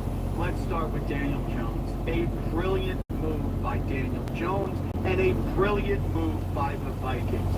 You go there, and I think back to growing Jones gets a chance to run that offense with Kevin O'Connell in his ear, Aaron Jones, Justin Jefferson, George Addison, T.J. Hawkinson. He is going to look fantastic. Giant fans are going to go crazy when Sam Darnold sees Daniel Jones. It's the Spider-Man gift. The second one, I am so happy it's Drew Lock thing because we certainly love the Lions. We talked to Dave Burkett yesterday and the Bears. That's a rivalry. Lions trying to break their 7-game losing streak on Thanksgiving. And you know I'm excited about Dolphins-Packers late at night. The game in the middle had nothing. Maybe Drew Lock can give us something. Maybe he can hit the league neighbors deep. I know Tommy DeVito wasn't. So both excellent moves. But Daniel Jones, Dane, I don't root for injuries, but imagine if he has to start in the playoffs with those weapons. Watch it cook. Whoa. Yeah, it could be Daniel Jones and my 3 sons. Remember Jefferson, Hawkinson, Addison out there in the Minnesota offense. We've also received word. Remember, listen, earlier in the week on the Waiver Wire show, we were talking a lot about Gus the Bus, Gus Edwards, right? He was only on rosters in 17% of leagues. Well, Mike, now he is on rosters in 43% of leagues. And if he's available in your league, I think you should go grab him because we have word that J.K. Dobbins is going to be out week 13 for the Los Angeles Chargers. To me, that means Gus gets definitely the goal line work, gets the lion's share of carries. I know you've been hyping up Vidal, the rookie, maybe in the past game. But to me, Gus Edwards, I think he's comfortable for me. He's definitely a flex play. He may even be a volume-based RB2. You know, especially the Chargers, we know this, like to run the ball. And if they've got the game script, if they are up, I think this is going to be a bunch of carries for Gus Edwards. And you can still go grab him. He is still available in over 50% of leagues, even with the news that knee injury is going to force J.K. Dobbins out of action for week 13. Yeah, I like Gus Edwards, I think he's very solid here. They're going to be playing Atlanta. He's going to get the Lion touches. And don't sleep on Vidal. Vidal back against Denver. Had his chance earlier this year, Dave. 4 carries, 11 yards, 2 receptions, 40 yards, and a 38-yard touchdown on a wheel route that looked eerily similar to what Darren Sproles used to do with the Saints years ago. So both were viable. Gus got the touchdown for the plus 400 people who bet the game against the Ravens as a revenge game. I don't think he's an automatic, dynamic running back one, but I think this week he's a solid play. Hope Dobbins comes back because he's had such a tremendous year. To me, he's comeback player of the year. I really think so. And Vidal could be active as well here, especially indoors. I think he'll have a chance to do some nice things. That's interesting. I mean, earlier in the season, people were thinking it could be Aaron Rodgers, you say J.K. Dobbins. I would actually, I think, give my vote for comeback player of the year to either Jamar Chase or potentially Kirk Cousins. Kirk Cousins, I think, deserves some consideration in that regard as well. Over in Las Vegas, we were talking last week about guys like Dylan Mave trying to pronounce his name right, and we were saying that that was only really the case if, you know, Madison and Zamir White were still out. Well, Alexander Madison was limited in practice yesterday with that ankle injury. Zamir White had that claw, and he did not practice. I actually think for Madison owners, this is good news, right? Because if it is just, I was saying with Jay Seeley earlier in the week, that if one of them were active and the other one wasn't, then all of a sudden we know what is going to happen. It's not going to be Sincere, it's not going to be Lave. And with Madison already tracking as limited, Zamir did not practice. I think Madison potentially coming back from this ankle injury could have the Raiders backfield to himself.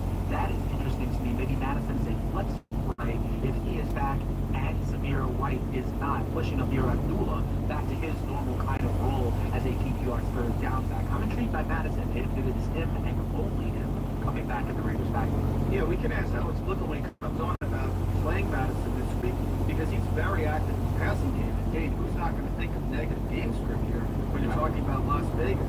3 receptions, 50 yards, 5 receptions, 29 yards, 3, 5, 3, 4. He's always involved in the passing game. If he has a majority of touches, I think he's definitely going to get production here because he's so versatile, very on the radar, not sexy, not someone you're going to want to play, but I think can be really productive for a Raiders team that's going to be chasing him. Yeah, and then we also heard this morning, you know, and this is interesting to me because, you know, like when we do that waiver wire show on Tuesday, we talked about guys like Jalen Warren, we talked about guys like Gus Edwards, then we talked about guys who had the bye weeks, kind of crunching them, potentially like a Tank Bigsby or Tyler Algier, and then we talked about a bunch of guys who were the quote-unquote next men up that you really needed to consider. We talked about guys like Zach Charbonnet, we talked about guys like Blake Corum, we talked about guys like Ray Davis, and we mentioned Braylon Allen of the New York Jets. And I think that is interesting because what do you know? Brees Hall did not practice with a knee injury. And I gotta tell you something, like, this one smells a little fishy to me because Jets just had a bye.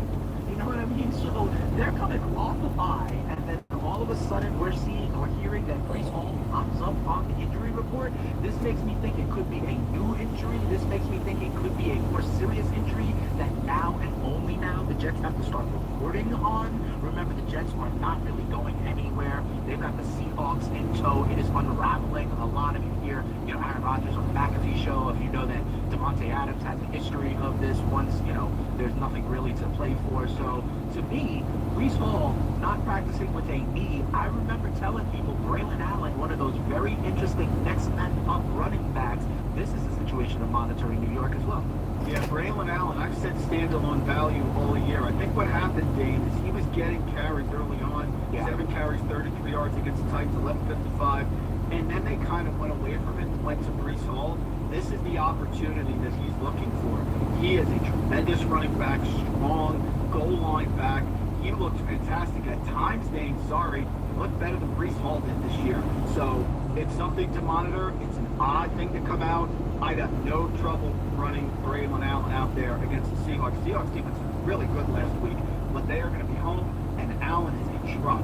So this is something worth monitoring because that's another player who could have some big value, either fantasy, redraft, or even DFS. Yeah, absolutely. So we'll keep our eye on the Brees Hall practice report. Remember, you know, we got Thanksgiving holiday tomorrow, and we will be here back on Friday obviously monitoring practice reports and stuff like that as well. Tomorrow, by the way, on Turkey Day, don't worry about it. We will still be having great content here on the SiriusXM Fantasy Channel. Like, for example, at 3 p.m. Eastern, Glenn Colton takes you through the history of fantasy sports from the first fantasy league through to today.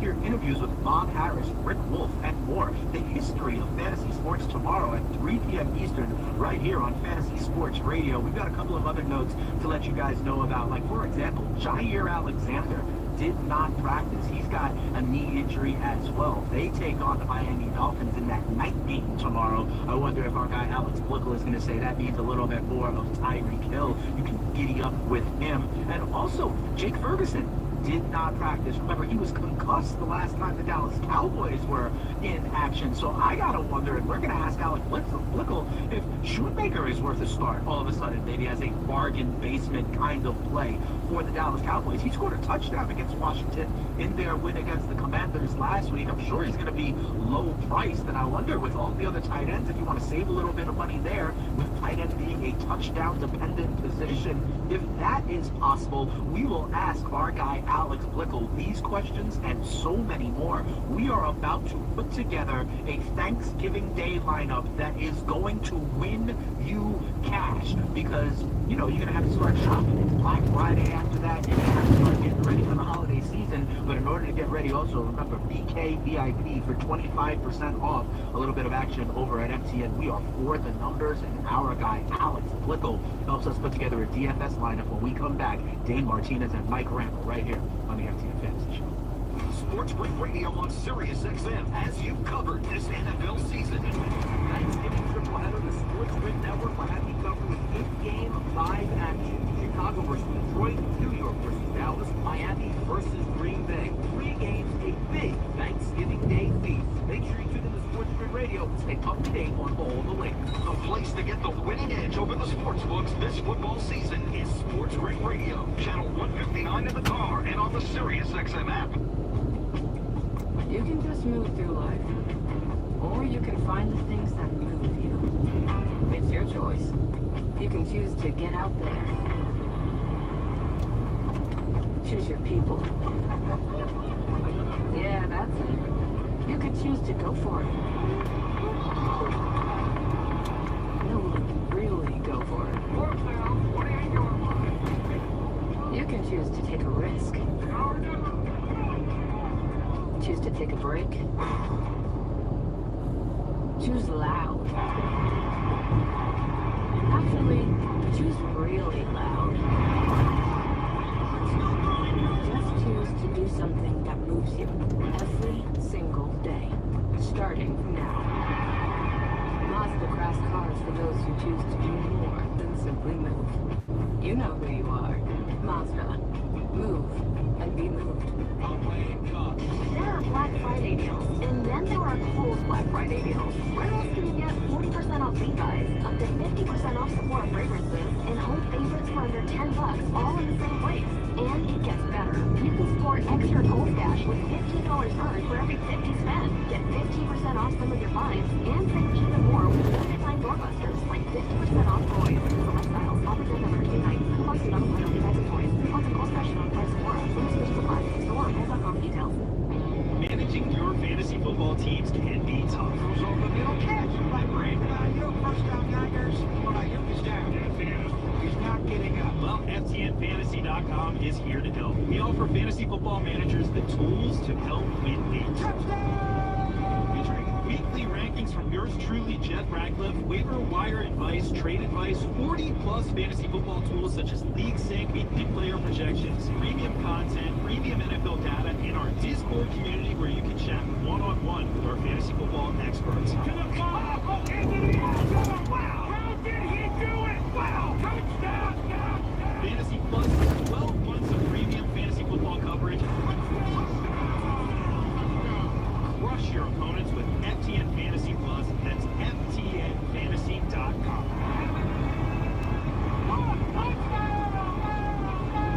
Again, that's FTNFantasy.com. Because it's more than just a game. Sirius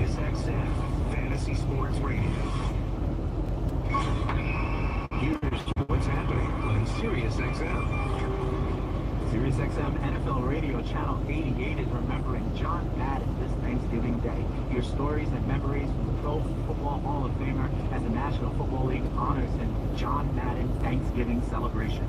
You can get it right now on the SiriusXM app. Just search John Madden.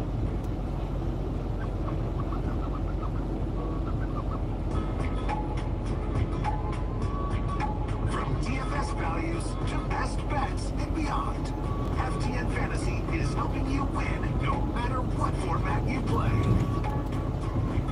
Yes, sir.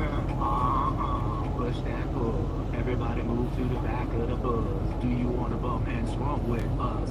We the type of people make the club get crunk. That's what I'm talking about. Dave Martinez and Mike Randall making the club get crunk. Get your DFS lineup crunk right now. I gotta tell you, though, Mike, before we bring it out, you know, to talk about John Madden, talking about family memories, it's Thanksgiving, right? I kid you not, for years, me and my stepdad were able to convince my mother that, like, the turducken was just, like, a real thing. That it just had, like, 6 legs, and that was just, like, how it naturally appeared in the wild. You know, they were like, nah. They find one, you know, in Iowa every year, like the Rockefeller Christmas tree, and that's, like, a real thing. And we literally had my mom buying it for years. That's one of the things, among many, the video game, with Pat Summerall and all that you got to remember about John Madden. John Madden, one of the most genuine people you'll ever meet. Father, one of my closest friends, met him in a bar in a hotel. Started saying, why do you do all that stuff where you draw the stuff on the TV? Guy takes the napkin out right in front of him, tries to explain plays. We still have the napkin. He is the most genuine, real. What you see is what you got with him. That's why John Madden's the one. Great coach, great person. Absolutely, and another great person is our guy, Alex Blickle. We bring him in usually on Fridays, getting us ready for the Sunday slate, but we thought it was the holiday season. We got the Thanksgiving Day coming on. What better time to build a lineup? Because quite frankly, if you don't like talking to the family after the tryptophan sets in, maybe you want to instead sweat out a Millie Maker and get some extra cash. And so we bring in our guy, Alex Blickle. He is the Director of Analytics for FTN. We bring him in now. What's going on, Alex? How are you? Happy Thanksgiving, brother man. Happy Thanksgiving to both of you guys as well. And yeah, let's have some fun. This DFS slate, always one of my favorites of the season. Yeah, so let me ask you first, you know, like, when we bring you in, usually it's on a Friday, talking about Sunday, where there's, like, you know, 9, 10, 11 games on the slate. General, like, Art of War, conceptually, when there's only 3 games that you're playing, right? Are you more likely to, I don't know, pay up for the studs? Are you more likely to kind of really ride this one low-price guy? Is there anything in the roster construction that is really different for you when there's 3 games on the slate as opposed to the normal full slate on Sunday? I'm definitely more likely to take chances on those really cheap guys who can get with one play. Like on a regular main slate, you get that one reception for 40 yards and a touchdown. It's still good, but that's not going to really help you win a tournament. On these really small slates, that can actually help you win tournaments. So we had a great example a few years ago. Deshaun Jackson as a Raider against the Cowboys took one to the house in the very first quarter, and immediately, like, you knew, okay, he's going to be optimal. You need Deshaun Jackson to win tournaments today. So I'm more likely to take chances on those guys, but the other main difference is that you just get much more concentrated ownership. Typically on a main slate, if somebody's 40% owned, it means they're in a really good spot. They have a high likelihood of succeeding and a fairly low likelihood of failing. On these slates, 40% can just mean he's the best of the bunch, but he still has a real chance to fail, and so there's a little bit more leverage in fading and things like that. Alex, last year I hit the nuts in the first game, and you may not remember this. I was in our FTN Discord with you and Two Guns saying, I hit it. I had Christian Watson, I had Jaden Reed. How should I adjust? Talk to me here about the 3 games and where you think you're leaning towards maybe the ideal stack, because you want to get off to a good start, but what you want to do is really hit that one game that blows up tomorrow. So, like E.F. Hutton talks, when Alex Blickle talks, we listen. Gotta break it down for us. It's a little bit tough because one thing you would like to be able to do is get a little bit contrarian early in whatever the first game is, get some information. Is if people don't flock to True Lock at $4,500, that's where I'm going to go, just because of how much savings he provides you, and then also that's a little bit of rushing time, and I have like a sneaky suspicion that he might actually be better than Daniel Jones. Certainly Miles better than Tommy DeVito. Well, here's my follow-up follow-up question then. Is Drew Lock, if he comes in at high ownership and the public is following that, does that change your strategy, or are your numbers running right now saying Drew Lock is going to be good chalk either way? It's such a great rushing matchup for Tyrone Tracy that what I would think I would like to do is go with both Locke and Tracy and then find one of those New York pass catchers. I would say it's probably Malik Neighbors, even though he's fairly pricey at $2,100. But if people are already playing Drew Lock and maybe they're going to Neighbors or maybe they're going with Theo Johnson, maybe they're even just playing him on his own, Drew Lock that is, I will either, find a contrarian way to use Drew Lock, or I will say, okay, he's too popular. Let me just use Tyrone Tracy and hope that all of the New York offense flows through him, because it's a phenomenal spot for him. All right, Alex, let me ask you about the running back position here. I look at kind of the teams that are favored, the teams that might have that kind of game script. I look at guys like Josh Jacobs. I look at guys like Jahmyr Gibbs. I love the Detroit Lions because they keep their foot on the gas pedal, right? They will continue to run the ball. I actually believe the Detroit Lions are eager to make a statement on national television after losing Thanksgiving the last 7 years in a row. But then I also see Rico Dowdle. Like, you talk about the environment. Like, listen, the Giants are literally, as for our stats hub over at FTN, I mean, the worst in the league in terms of yards per carry allowed, the worst in the league in terms of yards per carry before contact, the worst in the league in terms of explosive runs against them at like 17% of the time. That's why I nailed Bucky Irving that you talked about last week as well. And honestly, since Dallas has finally realized that Rico Dowdle has been kind of anointed their lead back, as long as the game script is kind of within somewhat of control, Rico Dowdle has been putting up decent numbers. It sounds like you believe in the New York Football Giants a little bit tomorrow, but and I've mentioned Tracy, but what about some of these other running backs, specifically Jacobs, Gibbs, and I think even Rico Dowdle? Yeah, I'll go kind of one at a time here. Jahmyr Gibbs, I think, is in the best spot on the slate for running backs. Chicago team gets kind of gutted up the middle on these inside zones, allowing a lot of explosive runs. Similar matchup, actually, to last week that Gibbs had, where he went 21 for 92 scores. Didn't break off that big explosive run. His long was 17 yards. I think he will break off a longer one this week. So really like Gibbs, but it's also a fine spot for David Montgomery. And then all the way down, Rico Dowdle probably will be the most popular running back on the slate at just $5,500 because of the matchup. And as you said, this New York team, their biggest problem in the run defense has been the explosive plays. It's just one explosive run after another. We saw that with Bucky Irving. The downside for Dowdle is he's not a guy who has ripped off many explosive runs. His longest rush on the season is only 19 yards, and he's only been over 15 yards for his longest rush once all year. So if either he needs to change that and be able to take advantage of the matchup in that regard, or I think he's pretty bad chalk at $5,500. So if you want to flip this and go Tracy and the New York Giants defense leveraging Dowdle, I think that makes a lot of sense. Or you can play into this Dowdle chalk if you are coming up with a contrarian New York stack of some kind. Let's go to wide receiver. You look at all the players, you're averaging $5,500 per player. You need the 3 wide receivers and, of course, the flex. Alex, what I need you to solve for me is there are so many attractive plays around that 5 to 6K range. Jamison Williams, 6.1, Jaden Reed, DJ Moore, Jalen Waddle, Allen Adunze, my guy Christian Watson. I know let's not talk about the drop.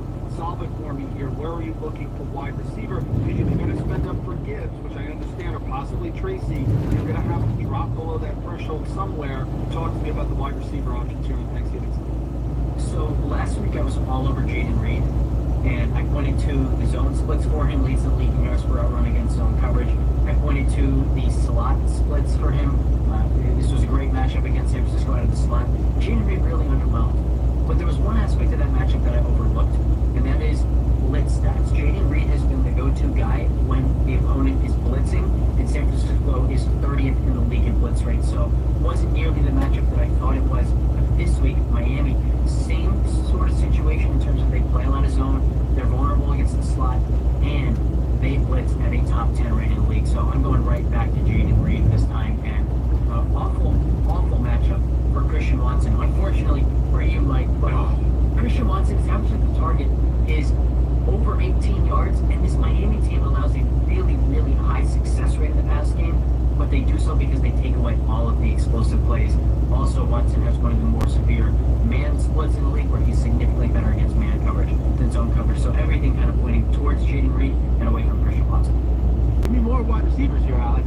about Jaden Reed. I mean, I said at the top of the show, Jair Alexander did not practice with a knee injury. I wonder if that means we can fire up Tyreek Hill. I know there is the narrative around Tua in the cold, and I think, listen, I personally think Green Bay is going to win that game, so maybe the game script of Miami throwing the ball a little bit more. Give me a little bit more. I hear Jaden Reed, but I'm trying to fill out an entire lineup.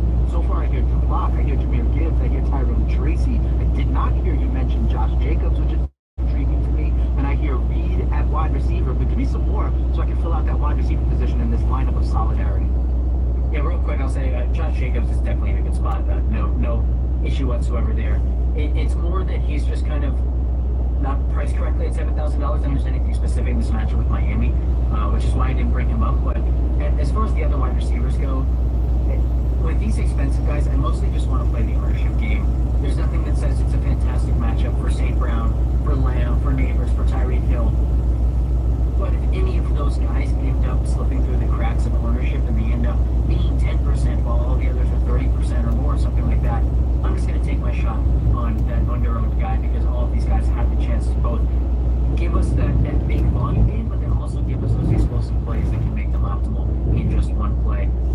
Going down to some of these cheaper guys, the Bears wide receivers are getting a lot of attention, and unfortunately they should be, because this Detroit defense gives up a lot of yardage to opposing wide receivers. We've seen it all season long in our DVOA adjusted fantasy points against. They had a great matchup for receivers against Detroit, awful matchup for everybody else. So all the production does go through receivers. The splits, coverage-wise, blitz-wise, all looked very good for Keenan Allen and DJ Moore to a lesser degree. But honestly, all three of these guys I think are very viable.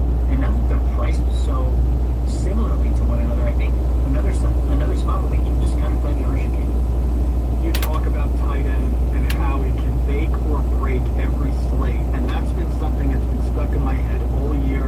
Taysom Hill, Brock Bowers, you get that tight end right, you have extreme leverage over the field.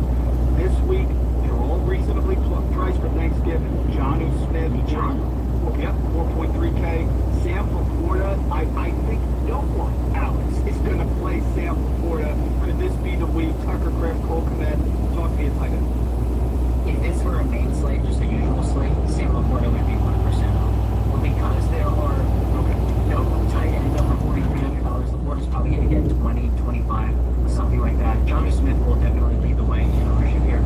I think the guy in the best spot is probably Tucker Kraft, but I'm also going to give a lot of consideration to the really cheap Shoemaker and Theo Johnson if they get low-owned enough.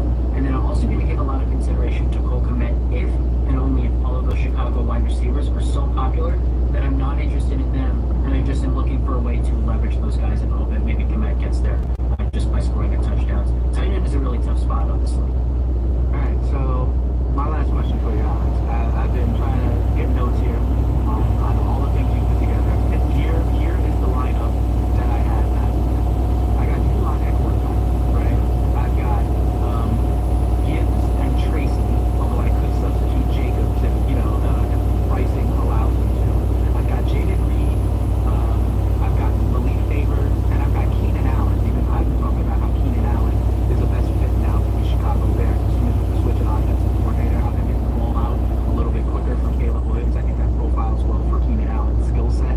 And then based on the money, I'm either paying up for Jonnu Smith or, like I said at the top of the show, Shoemaker, I think has that touchdown equity with Dallas, and that's where I would go for the low-end one. So do I have it right so far? And then what is the defense that I put there as the cherry on top? Yeah, I like all that so far. Given what we have here, you could go to the Giants and just say, like, what happens if the Giants just dominate this game and it's a total Jerry Jones embarrassment here on Thanksgiving? You could also just say, Detroit at $3,500 or Green Bay. We don't have many Miami guys, so I think the biggest thing with defense is you just make sure that the defense you're selecting makes sense. Like if you're banking on Drew Lock and Tyrone Tracy to have good games, you don't want the Dallas Cowboys as your defense. So just make sure that defensive position makes sense. Excellent, Alex. Great stuff as always. This is a winnable slate. I believe that. I really do. And nothing's better And before you sit down for Thanksgiving, that you nail that first game. Chicago, Detroit, pick the right wide receiver for Chicago. Gibbs has a big game. And maybe my guy Sam Laporta, I don't know, just a feeling. This is great stuff, man. You nailed it. Dane, you got anything else? No, I just want to let people know that Alex will be back on us after the Thanksgiving holiday. Friday in his normal spot, getting us ready for the Sunday slate as well. And Alex, again, thank you as always. Happy Thanksgiving to you and yours. Hopefully we are celebrating on Friday because we put some of the permutations of what you gave us into our lineups and we were breaking down the tournament of two. So that is my guy, Alex Wickel here, our DFS head over at FTN. You need to follow him, Alex Wickel 1. You need to catch him on For the Millie and all of the other content he does. And Alex will join us again on Friday right here on the FTN Fantasy Show. When we come back, though, Mike Randall and I will go game by game on Sunday. I will ask Mike about some of the rankings he has, some of the guys where he is higher or lower than the consensus ranks for those Thanksgiving guys, and we will put together a solidarity Thanksgiving Day parlay or ways to win you cash. We are for the numbers at FTN, and of course, that's what we're doing right here on the FTN Fantasy Show. Right now. Give back this holiday season and join the fight against hunger. SiriusXM and Why Hunger's annual donation drive. Bid on items signed by Dave Matthews Band, LL Cool J, Pearl Jam, and many more. Meet country superstar Carrie Underwood at her Reflection residency at Resorts World Las Vegas. Or simply donate. Go to SiriusXM.com/Humberthon now. College basketball is back, and the road to the championship starts now on SiriusXM. Catch all the top games, the buzzer beaters, and the rivalries you live for in both men's and women's college basketball. Whether you're driving, at home, or on the go, follow your favorite teams in every unforgettable moment. College basketball lives on SiriusXM. Anywhere you are, go to SiriusXM.com/sports to find out where to hear your favorite team.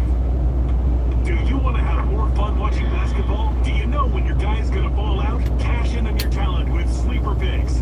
Sleeper Picks is a fantasy game, but you can win real money. Just pick more or less than at least 2 of your favorite players' stats. If you're right, you win. You can pick up to 8 players to win 100 times your money for a limited time. Sleeper has a special offer for NBA tip-off. New users will have their first deposit matched up to $1,500. So if you deposit $1,500, they'll give you an extra $1,500 in credit. If you've already played, Sleeper's got discounted player projections every week of the season. Don't forget to check in and see what they have this week. What are you waiting for? Download Sleeper today and unlock one of the fastest growing fantasy sports apps in the world. Use code GOAL, and your first deposit up to $1,500 will be matched. That's code GOAL.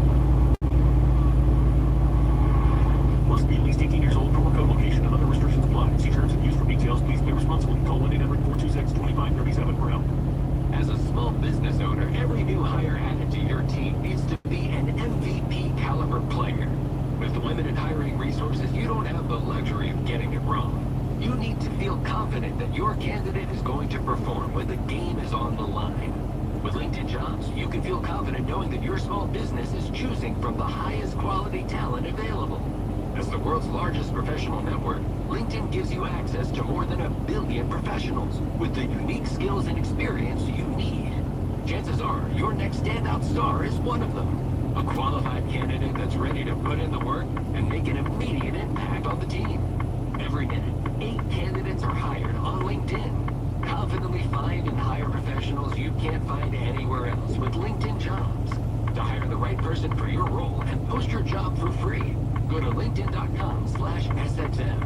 That's linkedin.com/SXM to post your job for free. Terms and conditions apply. Baseball coverage on MLB Network Radio JFM 89. Brought to you in part by Kohl's. When life gets real, start at Kohl's and Kohl's.com, where families come first.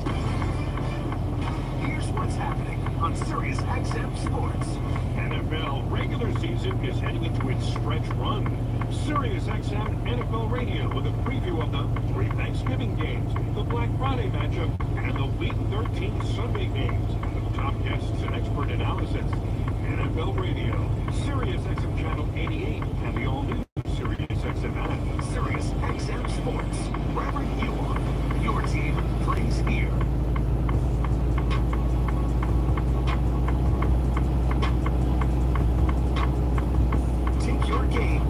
next level with FTN Fantasy on Sirius XM Fantasy Sports Radio. Welcome back in, everybody. FTN Fantasy Show. Dave Martinez and Mike Randall getting you ready for the Thanksgiving Day slate. Happy Thanksgiving to all. We just had Alex Bledsoe basically giving you the information you need to win some cash in the DFS. And Mike, you know, when the tryptophan's setting in and you just want to be on the couch, you want to sweat something out, what better to do than a DFS lineup that already is in that green bar, meaning you are going to win some money. So let's go into it now, Mike. We can go game by game here. We're going to talk about some of these guys, where you have them in your ranks, why you have them, where you do in your ranks, and kind of we're going to put together a little bit of a parlay here for each game, and then we'll stack them all together and see what we got here. So the first one is the Detroit Lions. They're at home, as always, on Thanksgiving. 10.5-point favorites against the Bears. 48.5 is the total. First thing I want to ask you about, you have Jared Goff as QB 15 in your ranks, and you have Caleb as QB 20. I'm intrigued by that. I'm higher on Caleb Williams, Mike. And let me tell you why, okay? Because I think he's going to be a volume thrower, if you want to know the truth. I think they're going to be down in this game. I think Detroit is going to put up a big number, but they're going to be running the ball a ton against this Bears defense. And I've also seen over the last couple of weeks, since the offensive coordinator has shifted, Caleb Williams is running the ball a little bit. 2 weeks ago, he had 70 yards rushing.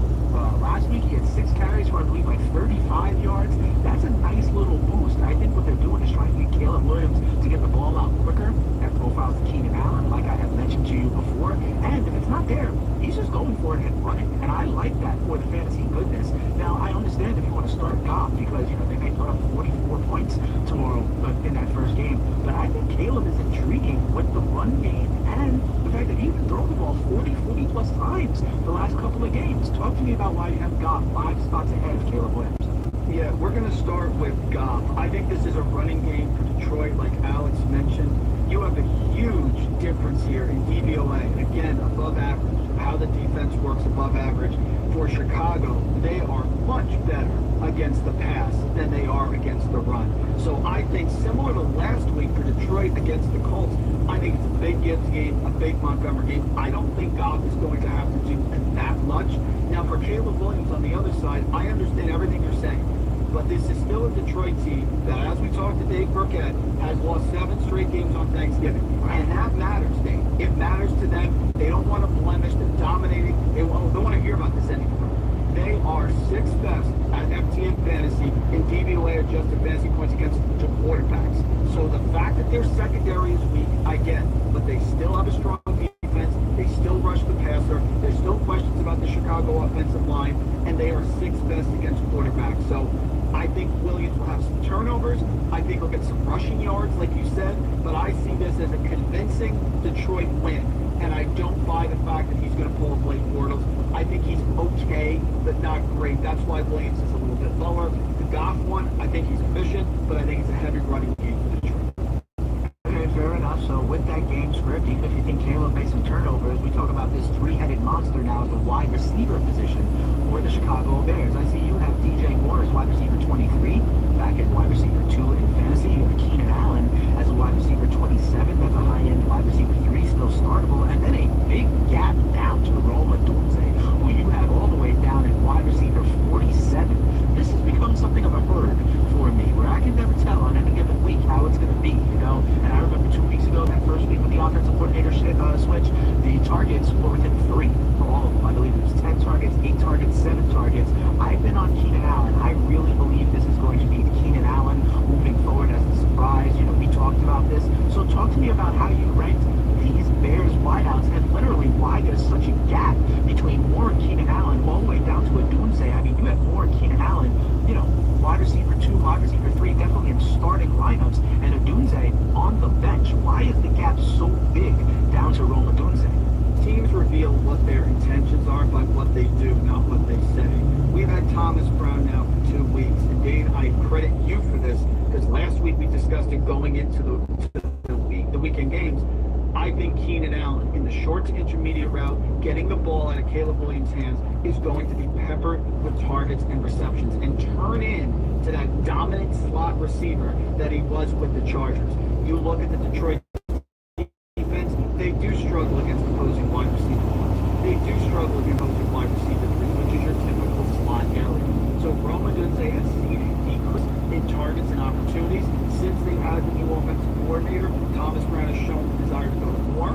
Who is the alpha, no doubt about it, and Keenan Allen. That's the reason I make that difference. If I put Roma Dunze closer to them, Dane, then I have to move Caleb Williams up and put him inside the top 15, because I can't have three wide receivers that are wide receiver 2 and not have my quarterback ranked high, which I think a lot of people miss. You have to be consistent with the rankings. I think we have a couple turnovers from Caleb. I think he gets 8 receptions, 70 yards to DJ Moore, 9 receptions, 65, 70 yards to Keenan Allen. Maybe not the touchdowns are there, and Roma Dunze takes a back seat here on that team. All right, so let's put this all together. I've got 3 legs of the parlay here in this first game. All right, I got the Detroit Lions money line. I think they're going to win the game. They're 10.5 point favorites. Instead of doing the entire 10.5, let me just get them on the money line. It is still a division game. It is still a weird spot. Weird things happen, right? I'm going to go Jahmyr Gibbs, 60 yards rushing. His number is somewhere in the high 70s. I'm going just 60, where Jahmyr Gibbs has gone over this number for his last 10 games in a row. I'm not worried about Monty. We know Dave Burkett earlier in the week. We know that Monty is going to be okay, but I still think that Jahmyr is going to do work here. So Detroit money line, Jahmyr Gibbs 60 yards or more. And then I'm going Caleb Williams. His real number is 228.5 passing yards. I'm going Caleb Williams, though, just 200 passing yards, okay? Because I think the game script is there. You talk about potential turnovers, that is fine. I think they are going to be throwing the ball a little bit more because they're going to need to. And the other thing I saw last week, Roshan Johnson only had 2 touches, okay? So it's not like they were using that power run game, and quite frankly, I think they're going to be game scripted out of that. So as we put together our Thanksgiving Day parlay, we got Lions money line, Gibbs for 60 yards, and Caleb for 200 passing yards. He has gone over 227.5 the last 2 with the offensive coordinator shift. I expect him to continue to throw. I expect the game script to be in his favor. Those 3 legs by itself get us to plus 145 because we're going like ultimate conservative on the money line, on Gibbs, on the Caleb. Are you with me so far on these 3 legs, brother? I'm totally with you. I think it makes sense. And if you look at our prop tool, Jahmyr Gibbs, our #1 prop for FTN Fantasy for this game is Jahmyr Gibbs over rushing and receiving 95.5 yards. Don't do it the other day, worth it. 1.8% edge. Anything over 10% play. That sound like a big piano would take. I said, don't do it the other day, worth it. 5 yards. He looks fast. He's taking those jet sweeps coming outside. He's hitting the turn. I think Gibbs has a big game. I like all those picks. All right, fair enough. I remember we said the same thing going into Monday Night Football, where our models had Derrick Henry projected for like 119 yards, and we were saying to go over to 84.5. I gave out the longest rush, and what do you know? He went for 140 yards on Monday Night Football. That's why you got to trust the FTN models. We are for the numbers, and if you want to get a little bit of a Black Friday jump on it, BK VIP will get you 25% off to get down with the FTN family. All right, when we come back on the other side here, Mike, we're going to go into the middle game when you maybe eat the Thanksgiving turkey, or if you're a Puerto Rican from the Bronx like me, that meal. I don't know if you guys know what that meal is. I will let you know on the other side of the break, and we will talk about Dallas and the New York Giants. We will add to the parlay, and based on what you and Alex are talking about, you might be against me on this one. So we'll find out if that is the truth, and we'll find out why when we come back right here with Dane and Mike on the FTN Fantasy Show. Hey, this is John Mayer.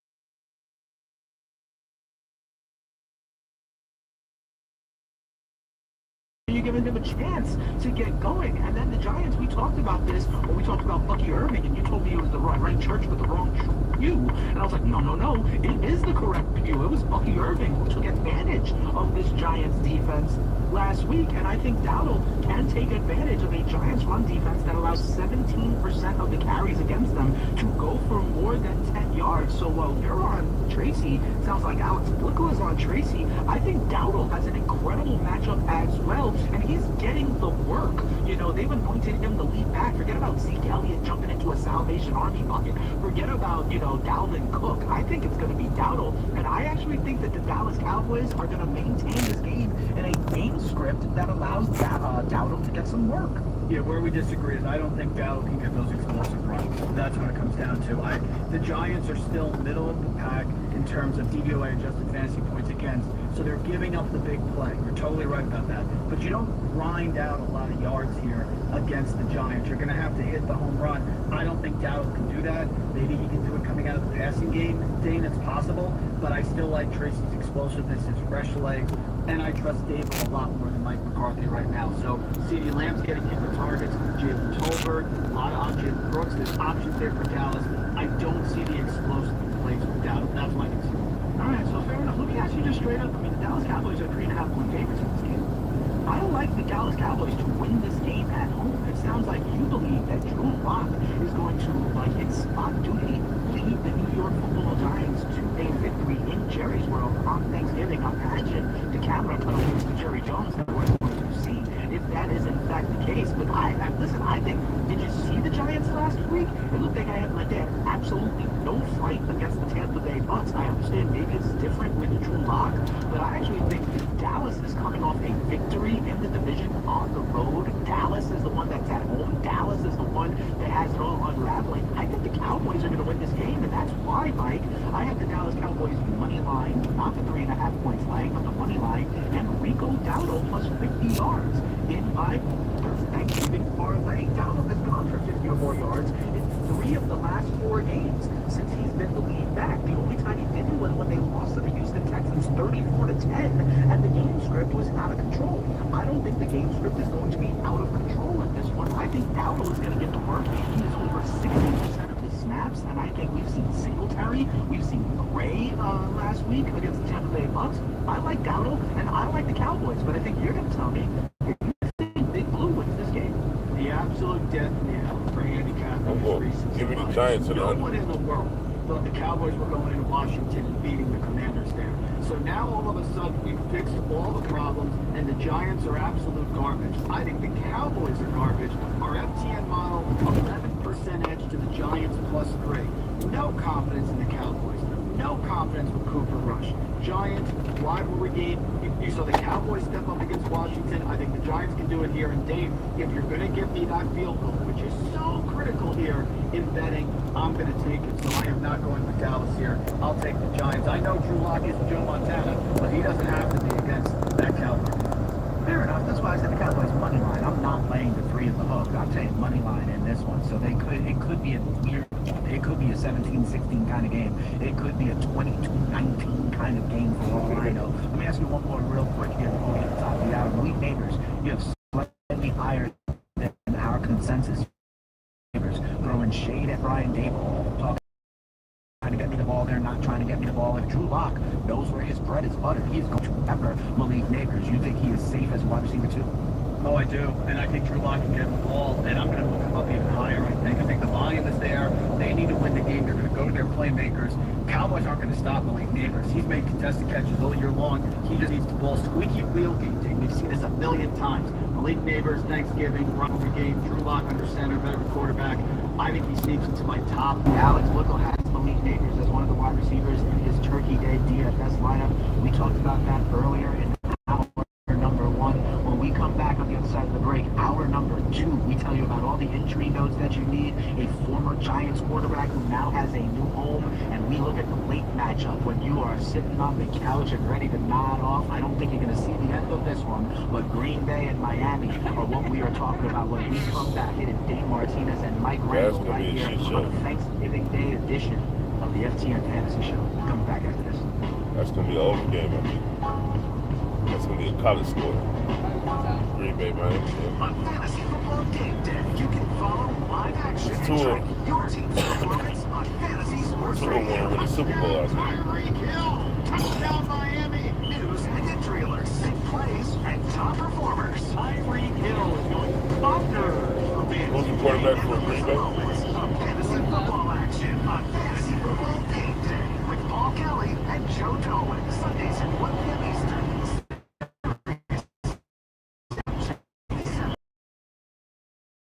Sporting events happen on SiriusXM Sports. Find out what channel your team is playing on by going to SiriusXM.com/sports.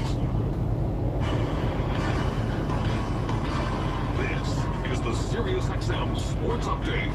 The Giants preparing for the Cowboys in Dallas' annual Thanksgiving Day tradition. Looking more likely that New York will have Drew Lock under center. Tommy DeVito reportedly did not make the trip as he deals with a forearm injury. Former Giants QB Daniel Jones Tommy is rested now neck, home making a practice chain deal with the Vikings. They'll pay him $375,000 for the rest of the year. The Jets hoping for a better end than start, and interim coach Jeff Ulbrich would not be surprised if we see a different Aaron Rodgers under center on Sunday. He's doing better today than he has for quite a while now. Obviously, for the last, after my conversation with him the last 5 or 6 weeks, he's felt healthier today than he's felt in that time span. So, super excited about getting him going. Whether it's the keepers, the boots, the little bit more quarterback, taking advantage of the stuff that he's done at a Hall of Fame level his entire career. Get more from the Jets, including team shows, press conferences, and locker room interviews right now by searching New York Jets on the SiriusXM app. Doubleheader on SiriusXM NBA Radio. Knicks visit the Mavs at 7:30 Eastern, followed by the Thunder and on Channel 86. That's going to be a good one. Dodgers hit the Hurricanes, looking to snap 3-game skid. Puck drop at 7 Eastern, and then the Avalanche hosts the Golden Knights. Both games on NHL Network Radio, Channel 91. Soccer, Inter Miami signed forward Luis Suarez to a 1-year extension. He was second in the Golden Boot this year. Champions League action, Liverpool face Real Madrid at 3 Eastern. Play-by-play on SiriusXM FC Channel 157. Golf, former NBA and NHL executive Scott O'Neill is set to replace Greg Norman as LIV CEO Commissioner. This is Alex Perlman. If it's happening in sports, it's happening on SiriusXM.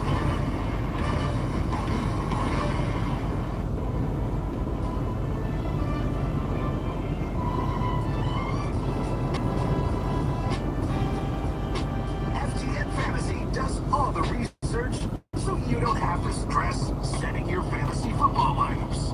It's Rankings Wednesday on SiriusXM Fantasy Sports Radio. Welcome back in, everybody. Hour number 2 of the FTM Fantasy Show. Dave Martinez and Mike Randall. Happy early Thanksgiving, okay? This is a great night. I know a lot of people coming back home to your local area, going to the local watering hole. If you are in the New York area, by the way, a beautiful thing to do is go the night before when they inflate all of the balloons for the Macy's Thanksgiving Day Parade.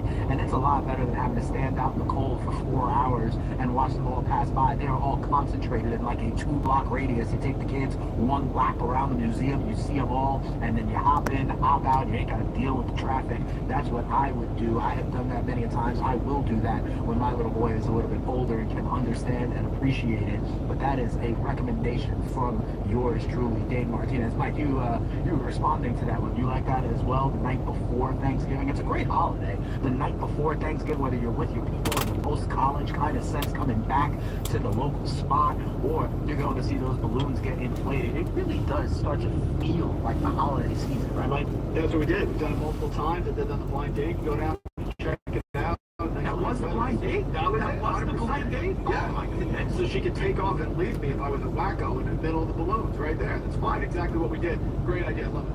Oh, absolutely. If you did not hear in hour number 1, we had Alex Bliggle helping us put together a DFS lineup, and we learned that Mike Randall met his current wife at a blind date in this exact environment. So Thanksgiving has a beautiful meaning for him. It is food, it is family, and it is football. So let us get you ready for some football. Looks like it's going to be Drew Lock instead of Tommy DeVito for the New York Football Giants. Giants against Dallas in that middle game. Tommy DeVito, as per Adam Schefter, not flying with the team to Dallas. And then the former Giants quarterback Daniel Jones has signed with the Minnesota Vikings in a move that both Mike Randall and myself absolutely love. We love it for the Vikings because, Sam Darnold has been a little bit banged up recently. They are a contender where Daniel Jones wanted to go, and we think this is a great spot to kind of, boost your cachet, a la like what Baker Mayfield did a couple of years back, really getting Daniel Jones to once again look good in that offense as he is ever called upon, whether it be in the regular season or in the playoffs for the Minnesota Vikings. We also let you know, we talked about it on Waiver Wire Tuesday, Gus Edwards potentially being an ad. Well, we now know that with that knee injury, J.K. Dobbins is going to be out for Week 13 for the Chargers, and so that is interesting to know. Gus Edwards has gone up from 17% rostership to 43% rostership. Other guys we talked about, Mike, went up as well. Jalen Warren, we were talking about last week, earlier in the week, he was at 51% rostership. He is now up to 64, and a lot of people are asking us about Jeremy McNichols, right, who was only on rosters in 1% of leagues, and he is now up to 12% of leagues. Although it looks like Brian Robinson, with that ankle injury, he may be a go, and that's why we were telling people with McNichols that it is a 1 week and 1 week only kind of spot. So, if it's Brian Robinson, then all of a sudden that's a little bit of a wet blanket on that McNichols stuff. I'm like, Yeah, it is. I love B-Rob, and they need him certainly to run this offense. That was a critical loss last week against the Cowboys, and that's why I really like Tyrone Tracy this week. They were able to get things going. Without a power running back, it changes everything. And B-Rob, a better pass catcher than he gets credit for, so that's big news, and he can play. That's how Washington, who needs a win in the worst way here for the playoffs. Yeah, at the running back position, listen, over in Las Vegas, Alexander Madison in the running back group has an ankle. Did not practice. He has a quad injury. Remember, we were talking about guys like Dylan Lawday and others, but so they didn't really need to disclose this at all last week. But that was interesting to me. We'll keep our eye out on that. All of the things across the week. Remember, Friday is probably the day to really keep an eye on in terms of practice reports. We will not be here live tomorrow on Thanksgiving, but what will be? Tomorrow at 3 p.m. Eastern, Glenn Colton will take you through the history of fantasy sports, from the first fantasy league through to today. You can hear interviews with Bob Harris, Rick Wolf, and more. The history of fantasy sports tomorrow at 3 p.m. Eastern, right here on Fantasy Sports Radio. Also, want to let you know here, we are For the Numbers. We keep talking all the time about our Discord, about our Stats Hub, about our wide receiver cornerback matchup tool, about our block shop. If you want to get down with the family, you gotta get down. You just really do. It's obviously a great thing to do in the holiday season. Maybe get it for someone as a gift. And BKVIP is the promo code to use for a 25% discount on a subscription to FTN For the Numbers. So if you want to get down with the family, that is the promo code to use. Also, we're going to take some of your calls later on this hour. We'll probably do so in the next segment. So the number to call if you want to join the show and participate that way is 888-963-2682. Again, the number to call is 963-2682. 888 being the area code. A couple of also notes here, Mike, as it relates to the Thanksgiving Day games. Jake Ferguson probably is going to be out. He did not practice. He's got that concussion. So, Shoemaker could be worth your time. We talked about this with Alex Blickel a little bit earlier. He said that that's interesting as a probably low-owned, probably value play. And when it comes to the tight end position, you said it. All you got to do is get that tight end right. And, tight ends for Dallas have been scoring touchdowns all the time. So that could be a look. What do you think about Shoemaker, who did, in fact, score a touchdown against Washington last week? Yeah, he did. Now he's facing a Giant team that is actually the toughest in fantasy against opposing tight ends. 3 months gonna play. Right. 3 months gonna play. Right. You might have to hold off on that. Just because I don't want you getting rid of Kenneth Walker, don't want you getting rid of Brees Hall, anything you can mention, but Kareem Hunt, it really is up to whether or not Isaiah Pacheco doesn't play. If Isaiah Pacheco doesn't play, then you put Kareem Hunt in place of Brees Hall. What about these tight ends? You got Jonnu Smith at tight end 10, and you got Tucker Kraft as tight end 14. So you have Jonnu in the kind of circle of trust as a tight end 1 who you want to start. But Kraft is outside of it. We had callers earlier on in the week, and I was saying fire up Jonnu Smith. I think Jonnu Smith has been really, really good lately for the Miami Dolphins. I expect Miami to be down in this game. I expect them to be throwing. I think Jonnu Smith deserves a look, whether it's you starting him in season long or, quite frankly, in the DFS format. And then Tucker Kraft, who has gotten into the end zone. I think he got into the end zone last week. I know you have been on him. We've talked about these Packers a ton. You have Smith at 10. You have Kraft at 14. Why the gap? And do you, in essence, start Smith, but you're benching Tucker Kraft? Yeah, I'm fine with Smith. He is going against a Green Bay team that is top 10 in fantasy points allowed to the position. The issue is there are other tight ends above him that I like a little bit more. You know, Will Dissly has had a massive amount of targets now. No Hayden Hurst for the rest of the year. So he's in an offense for the Chargers that is dying game for playmakers. You know, so Tucker Kraft is going to compete. Even if there's no Romeo Doubs, looks like it won't be. You still have Jay Green. You heard from Swinkle's in a great spot. You have Christian Watson, who I can't give up. You have Dontavian Wicks. You have Josh Jacobs. So there's a lot of targets there. I like Jonnu in this matchup because to me, he is clearly the third, if not the second, depending on whether it's a Hill game or a Waddle game. So Jonnu makes tight end one for me. Tucker Kraft just outside simply because of volume and opportunity. All right, let me ask you about Tua Tagovailoa as well. I mean, you have Tua as quarterback 11, so you're starting Tua in one quarterback this week. And remember, the narrative on Tua has always been that he can't perform in the cold, right? Like that there's going to probably be weather up in Green Bay on Thanksgiving night. It's going to be cold. I'm reminded of what happened, remember last year in the playoffs in Kansas City, and that was like a frigid atmosphere, and Tua and the Dolphins did not look good. This offense, the narrative around them for years has been, you know, in September, down in South FLA, they look really, really good, but then late season, whether it's up north in Pittsburgh, up north in Buffalo, or in the playoffs like it was last year against Kansas City, that they cannot perform in these cold environments. Yet you believe in Tua Tagovailoa as quarterback 11 inside your top 12, starting him this week, including in just single quarterback leagues. Talk to me, why do you love Tua Tagovailoa even in the cold, even in the frozen tundra of Lambeau Field? Enough of these narratives. These narratives are here just to be broken. How about the fact that Jared Goff can't play outdoors? Right. He looked pretty good against Green Bay 24-14 earlier this year. Tua Tagovailoa missed the first half of the year, obviously with the brutal concussion. They're hot. They're playing well. They're putting points on the board. Jonnu's giving them a variable. Jalen Waddle started getting going next week. I am much higher than consensus on Tua Tagovailoa. I think this is the game of the day on Thanksgiving.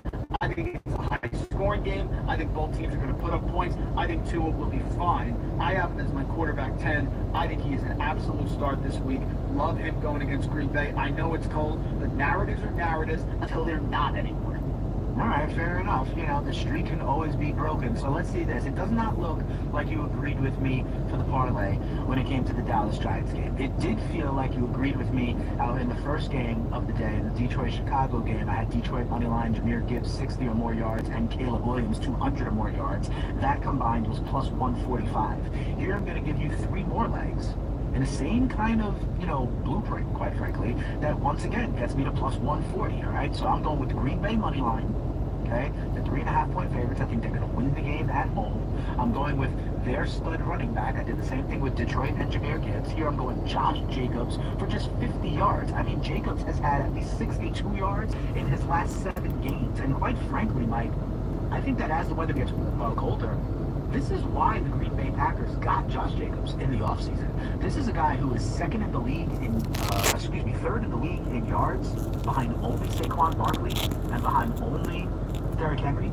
He's also third in the league in attempts, okay? And I think that as the weather gets cold, they are going to ride him a little bit more. You saw what he was able to do last week against San Francisco. So I think Jacobs 50 yards, and then I'm going to bring it back with who I think is the trailing quarterback. I gave you Caleb Williams in the first game, 200 yards. I'm going to give you Tua Tagovailoa, who you have as quarterback 11 with 200 or more yards. So the Green Bay Packers money line, Josh Jacobs to get 50 yards, Tua Tagovailoa to get 200 or more yards. You put that together as plus 145. Tua has had at least 200 yards in all 5 games since his return from the concussion. What leg of that loses, or are you down to throw those 3 legs in along with the Detroit-Chicago parlay? Go on in on this one. Full steam, all in. Shove the chips in the middle. We have Tua Tagovailoa projected for 240 yards. That is under his passing yardage prop, but that's higher than what you need him to get. And Josh Jacobs, we have a 16.9% edge on his rushing yards. We project him for 90 rushing yards tomorrow. That's over 71.5, which is his prop. You want him to get 40? Is that what you said? 40? 50. 50. He gets it. I think he gets it. I like this one a lot. A lot more than the Giant Dallas one, I'll tell you that. I like this one. All right, fair enough. So what I'm going to do during the break here is I'm going to put just the legs that you agree on. I'm going to back out stuff from the middle game, okay? And I'm going to put just this Detroit-Chicago three-legger along with the Green Bay-Miami three-legger. We're going to put together that six-leg parlay. I'm going to find out what the odds are on that, and then we're going to find out if my guy Phil is down to ride with this parlay as well, and if it is enough to give him that little profit boost that I know he loves so much. But also when we come back, we will take your calls. The number to call is 888-963-2682. 888-963-2682. If you have questions, whether it is about tomorrow's game, whether it's about that Black Friday game between the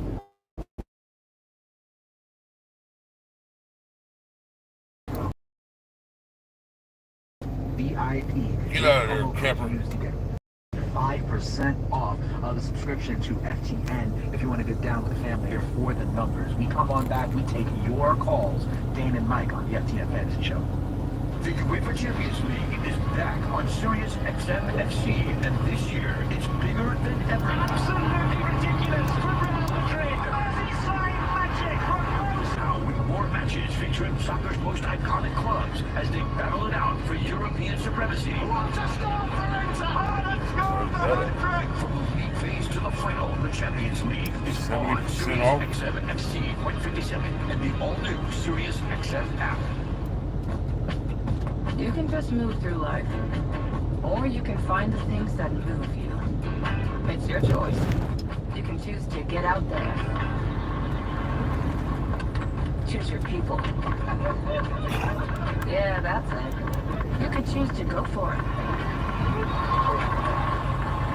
No, like, really go for it. You can choose to take a risk. Choose to take a break. Choose loud. Actually, choose really loud. Just choose to do something that moves you every single day, starting now. Mazda crafts cars for those who choose to do more than simply move. You know who you are. Mazda. Move and be moved. Wake up. Managing your fantasy football teams can be tough. Those are the little kids like Brandon Ayuk, first down Niners. But Ayuk is down. He's not getting up. Well, F10Fantasy.com is here to help. We offer fantasy football managers the tools to help win leagues. Featuring weekly rankings from yours truly, Jeff Ratcliffe, waiver wire advice, trade advice, 40-plus fantasy football tools such as League Sync, weekly player projections, premium content, premium NFL data, and our Discord community where you can chat one-on-one with our fantasy football experts. To the foul! Oh, into the end zone! Wow! How did he do it? Wow! Touchdown! Fantasy Plus is 12 months of premium fantasy football coverage. Crush your opponents with FTN Fantasy Plus. That's FTNFantasy.com.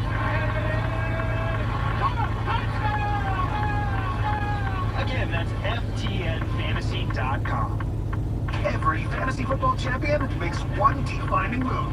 Brock Bowers is going to be the #1 receiver for the Las Vegas Raiders. And if you have him, congratulations. Touchdown Raiders! Fantasy Sports Radio can help you make that move. It's really important to pay attention to the drops when waivers run. You're going to see some decent players drop, so make sure you always look at the drop. Listen to the best analysts for lineup advice, trade questions, and roster moves. Make your move with Fantasy Sports Radio, Sirius XM 87, and the Sirius XM app.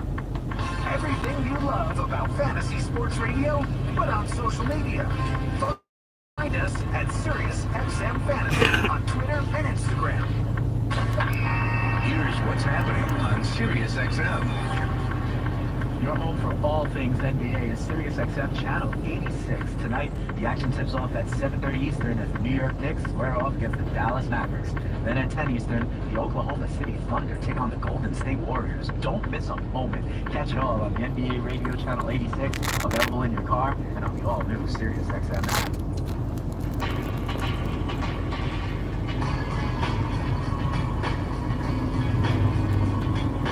This is FTN Fantasy on Fantasy Sports Radio. Welcome back in. FTN Fantasy Show. Dave Martinez and Mike Randall holding you down, getting you ready for Thanksgiving Eve. Plenty of great things. If you didn't know, this is how Mike Randall met his wife, for goodness sakes. So you gotta give him a follow at Randall Grant, IMS15. By the way, I told you, I'm a Puerto Rican from the Bronx, okay? So we got the coquito starting to flow. McNeil is something that you need to know about. It is the pork shoulder, my friend. And they slow cook that for a long time. It falls off the bone. I think that's the shortcut you had to catch. They have that crunchy part, okay, and it's called the chicharron. And if anybody is with me, they know all about the chicharron. You obviously fight with your uncles, with your brothers, with your cousins to get the best piece of chicharron. And so that will be alongside the turkey, at least in the Martinez household, when we are watching these three games. But I told you, we were building this parlay. First place in my league all year, but I'm looking at matchups this week, and I know Mahomes has kind of been fired lately, so what do you guys think on that one?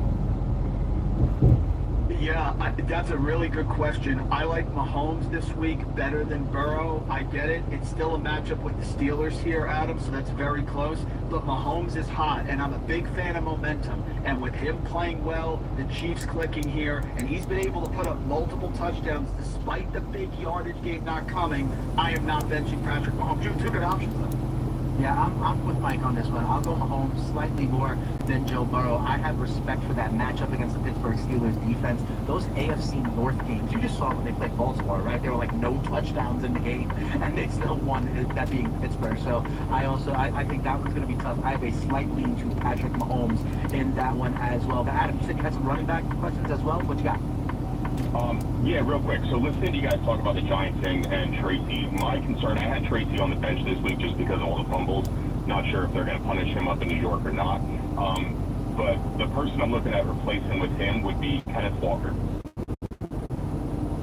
So do you think there's an upside of Tracy actually outscoring Walker this week against the Jets? That's a really close one. I do. That is such a close question. I have them right near each other, 18 and 22. Gosh dang, I'll tell you right now, I wouldn't mind playing Tracy because I'm going to change these rankings with Drew Lock at quarterback. I think I'd go with Tracy there over Kenneth Walker. I'm sorry, Adam. I disagree with my good friend and colleague, Mike Randall. I'm going with Kenneth Walker III. No help. I think the Jets are unraveling.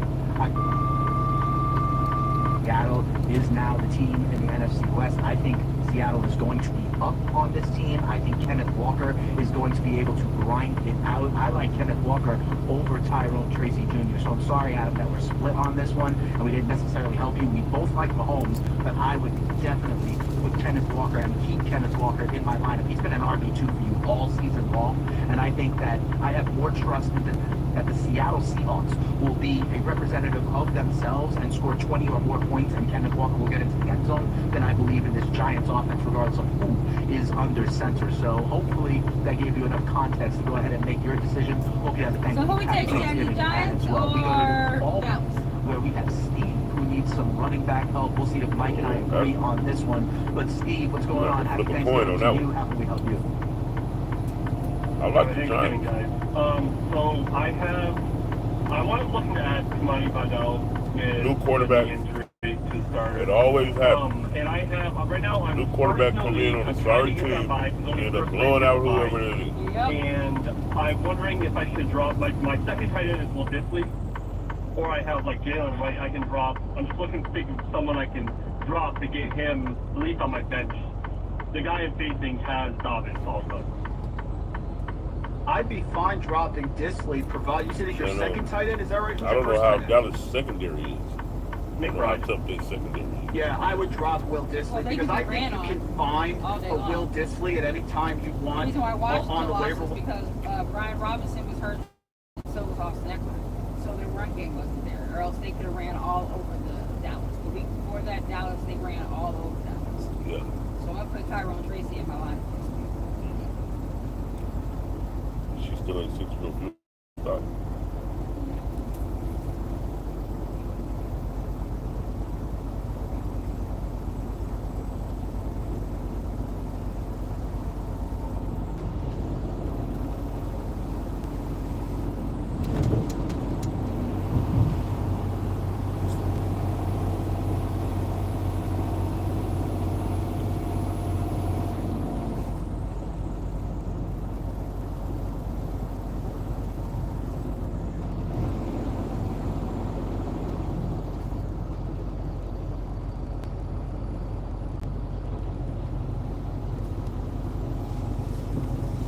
He comes almost 200 miles out this way to shoot the 58 over to the 5, and then shoots the 5 all the way up to Lincoln. That's the reason why he gets the extra miles that he does.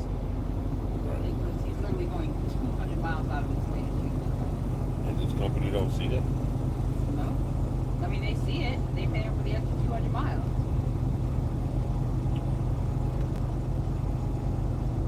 Because when it's cold outside, Daniel refuses to go the other route. He said it was raining up there in Shasta last week, and I would think you would take this route. Go by Bakersfield, go past Bakersfield. well, the See you 58, later. right? This doesn't take you by Bakersfield. The 58 does. This don't go by Bakersfield? It just said Bakersfield exit. The 58. If you take the 58, it'll take you right to Bakersfield. That's what I was talking about. This one. Yeah, 58. Oh, okay. This way he takes it. Gotcha. But it's still 200 miles out of the way instead of just shooting the 95 all the way up and going up through behind the mountain. But because he said it's cold and it's raining, he knows if it's raining and snowing, and he's not mixing it. Which it never is in California. Unless, I say which it never is in California unless it's high elevation. Right. So he takes the route, the highways are, So he goes that way. yes. Oh, dang.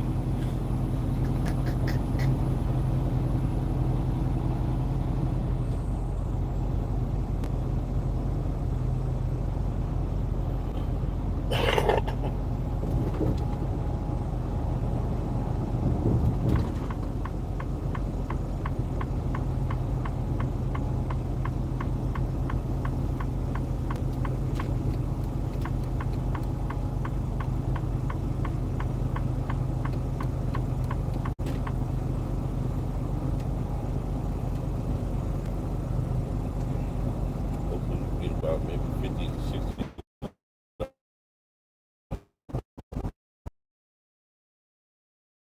bucks out of this. Right. People constantly on it. That's good. And I'm gonna keep it on all the way. When we turn around, I'm gonna keep it on all the way home. One live. There you go. Probably about what, 9 hours, 8 hours? Yeah. Oh, they going shopping in them, good. We got 70% off. Everybody and their mama should be over there. That's them all over there though, right? Yeah.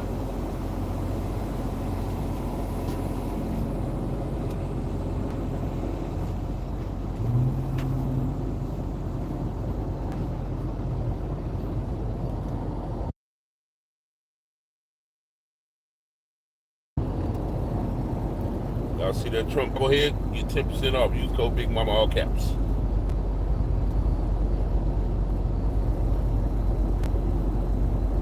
Donald Trump, algorithm. Donald Trump, algorithm.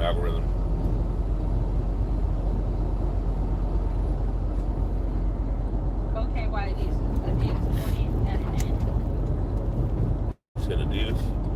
Hey girlie, I'm about 35 miles out from Hesperia. Oh, well, then disregard. I just haven't seen it, so I was like, oh no, I'm getting close. Well, she was already on it. Okay, so am I getting, I'm just getting fuel and depth, correct? I mean, not fuel and depth, fuel and reefer. Okay. You think that 50 is gonna get me all the way back home?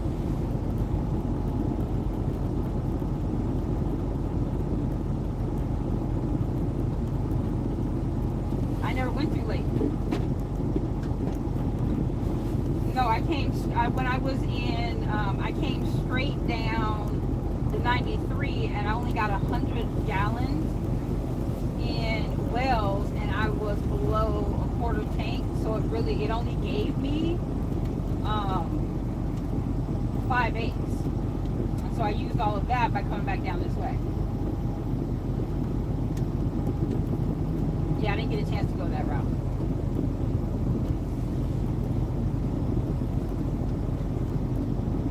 Thank you. Bye, girl.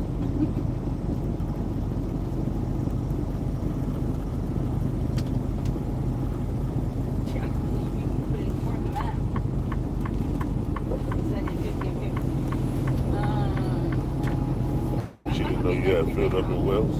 Huh? She didn't know you had filled up the wells? No, she said she thought that we had topped off in late. And I said, we didn't go that way. I said, we shot straight down the 93. You had me do 100 gallons in wells, and 100 gallons only gave me 5/8 tank, and I blew through all of that coming back this way.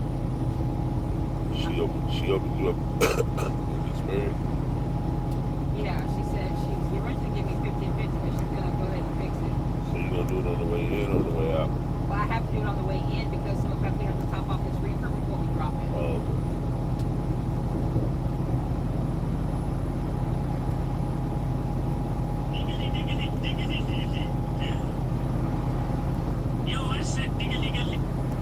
Hello?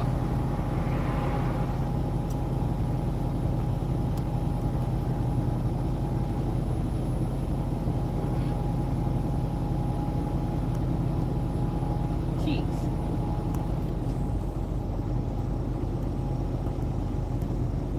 Yes.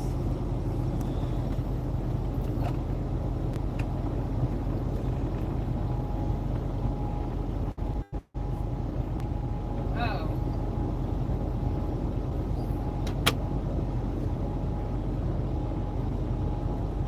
I didn't know she had her own account. I thought she was just going through mine, but.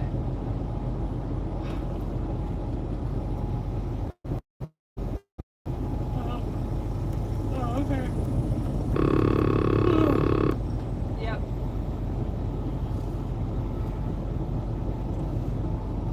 How quickly you forget.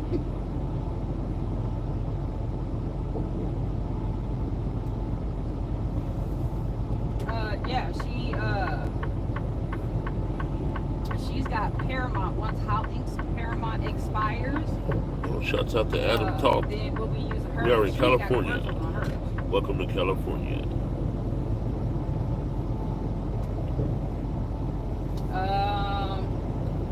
And nobody. Kiana might have changed the password. How long have you been out of Hulu? Almost a month? Yeah. She changed the password because I got kicked out too. Are you at home?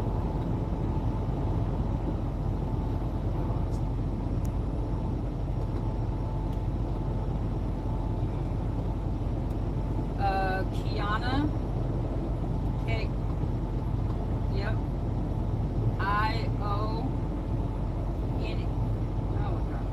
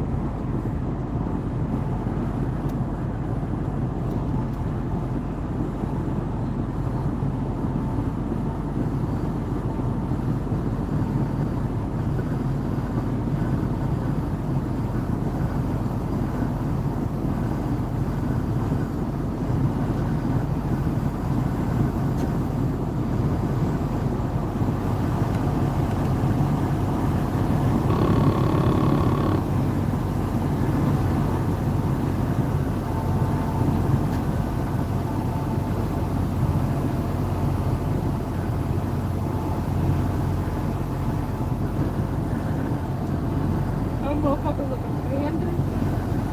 That damn hotel. That's what somebody was doing there.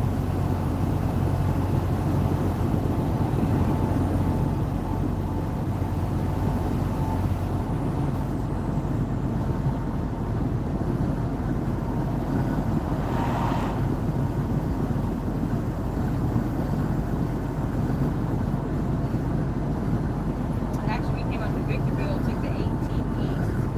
I took the 18 west. Remember? Yeah. We took the 18 west to the 395 and then the 395 over to 58.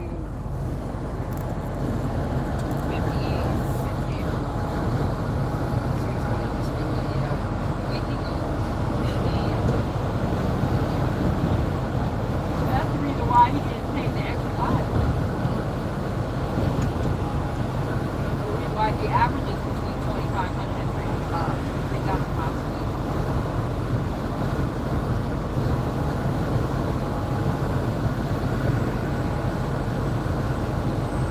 You got something good going, I guess. So you got something good going. Yeah. Okay.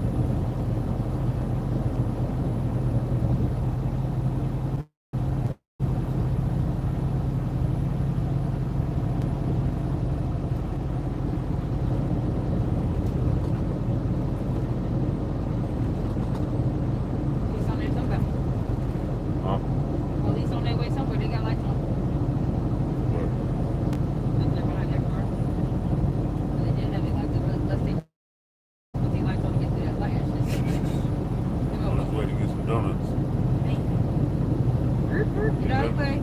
Boop, boop, boop, boop. Gotta get that last bear claw. Get the fuck out of the way. Move it.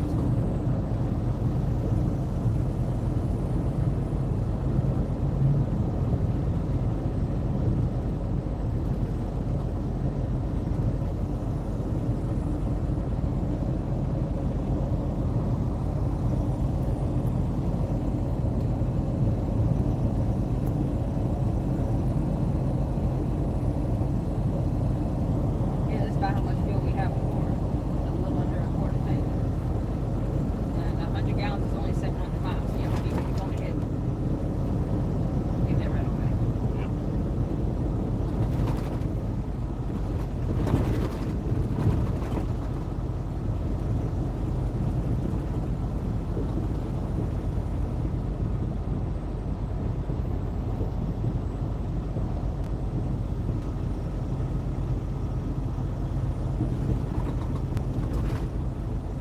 Yep, that's us.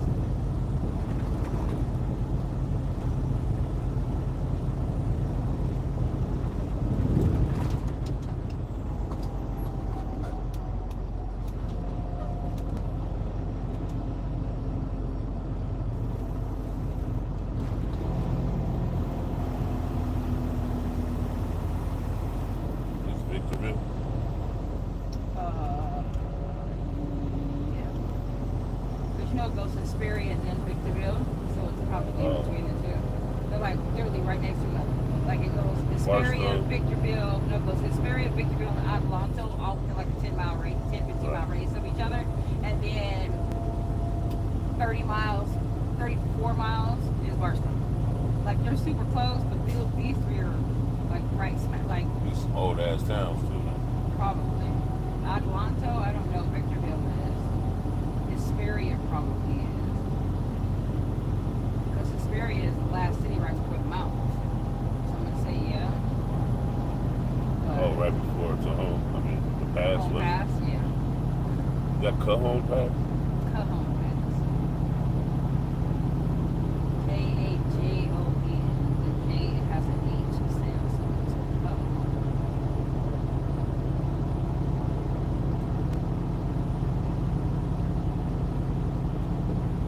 Like Jose. Huh? Like Jose spelled J-O-S-E. Right. It's not Jose, it's Jose. Yes. I'm like, hey, Josiah. What you doing?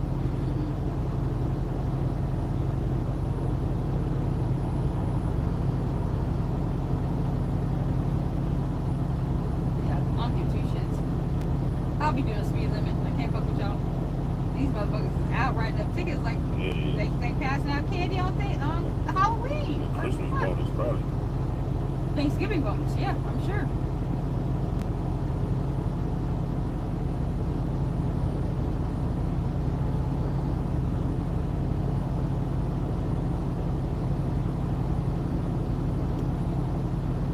Sully wanted to log in for Hulu. No, she said that Alexis kept popping up. She said an account keeps popping up on mine and it's named Alexis. She said, but I keep deleting it. She said it came up the third time, so I finally was like, who is that? So I figured, let me call Tracy. Jeez. Well, I didn't know that she was sharing our account. Yeah. Doesn't matter. I said, I thought she was going to go under mine, but if she created hers, it is what it is. I said, but once Hotlink's Paramount expires, right now I think I'm logged into Cheeks' Paramount because she got commercial free on her shit. Yeah, that's the best way to go. Right, commercial free. And that's what Somebody she's want to paying watch all for. them damn commercials. So yeah, I gave her access to all the other logins. I got Paramount, you know what I'm saying? I got You gave who? Alexis access to it? well, Yeah. because she did have, she used to have the login for HBO Max. Yeah. She was at the house. And then she still had it, but when she moved, she never got it back. So I changed the password. So when I told her that Hulu, that Kiana had changed the passwords on there, she had to put a different part on there. I said, there's like 2 or 3 day gap. I said, but she had to change her password. She's like, okay, whatever. I said, did you not forget you changed your password? She says, I don't remember why I changed it. Exactly. It just happened. So it happened. I said, Kiana gets paid on Friday. She'll make sure Hulu's updated because we got football on Hulu. You want your energy drink? you have in there? No, this is my second one. My mouth is dry. I'm having more soda. But you got two in there. Oh, if you don't, we're getting ready to stop in the square if you want to get some soda out of there. Okay.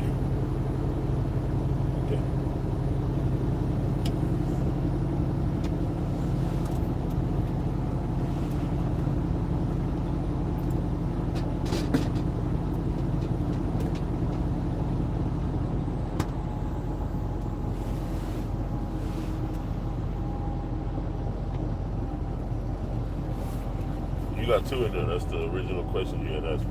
Okay. Yeah. Probably when we come out of here, I'll probably get it. Did you throw away my cup or do I still have it?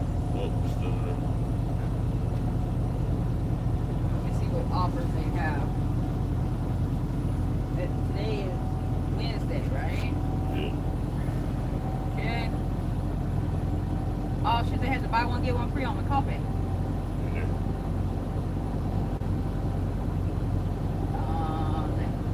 They don't have to buy one, get one free on soda, but You got two energy drinks and a coffee.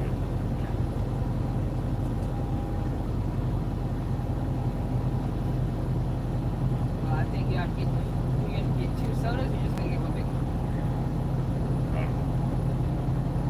What's wrong? I don't know. But figure it out when I get it. Because if we are stuck, I want you to at least be able to have a energy drink in the morning, you know? Yeah.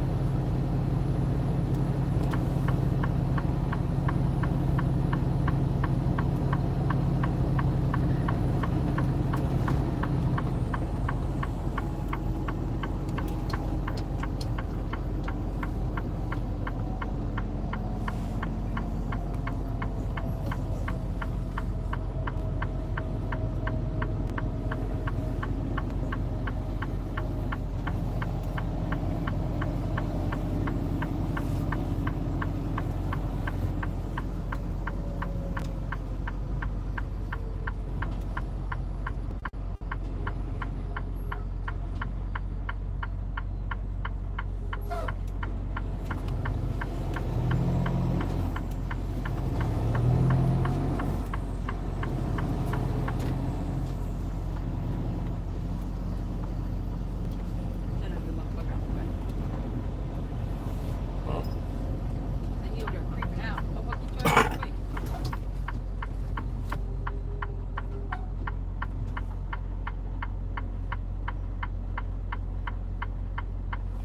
They got two different fuel lines? Oh, this is the cars.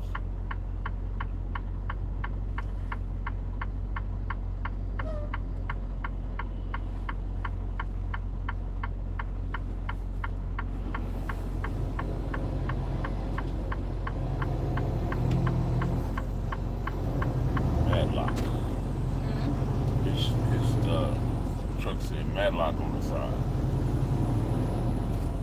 Attention, a new important message has arrived. Message 27. Important received today at 12:12 p.m. Take an MTY report home. Take what? I'm assuming an empty dry.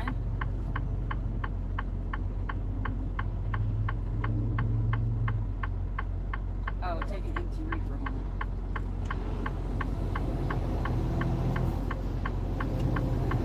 So I had asked her this morning, so am I taking a dry or am I taking a reefer out of here? I need to know. Yeah. They just fixed this road. It's already getting back messed up. I think they just fixed it, right? Remember, it was a big ass. Still a big mess. You wanna come out? You gotta go way wide to put that shit. That shit is all fucked up.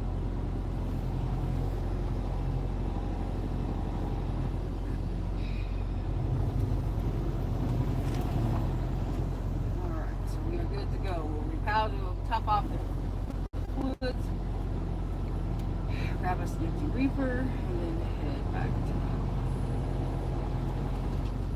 How far is the yard? 20 miles.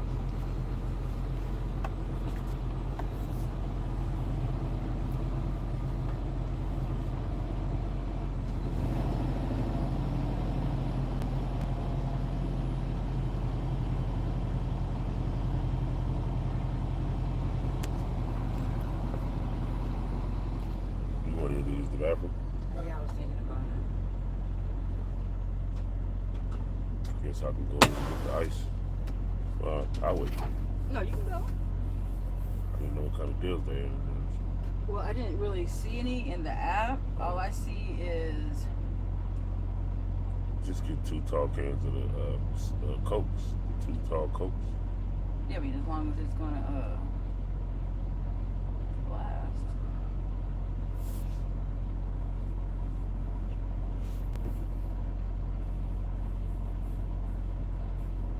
Yo, I got some water, orange juice, NOS and full throttle. I don't know what happened to all your water. I don't have more water left. I think that was it. You want me to get a case? You don't know if we have any at home? I'd rather just. Oh, I guess we can get a case, but I really don't want to get it Oh, out it's here. California. Yeah. I'd rather just get a jug. It'll be a lot cheaper to get a jug, right? Yeah. You have 3 hours and 46 minutes of remaining drive time. Yeah, it'll definitely be cheaper to get a jug. You gonna pump your fuel first? No, I'm gonna go inside first.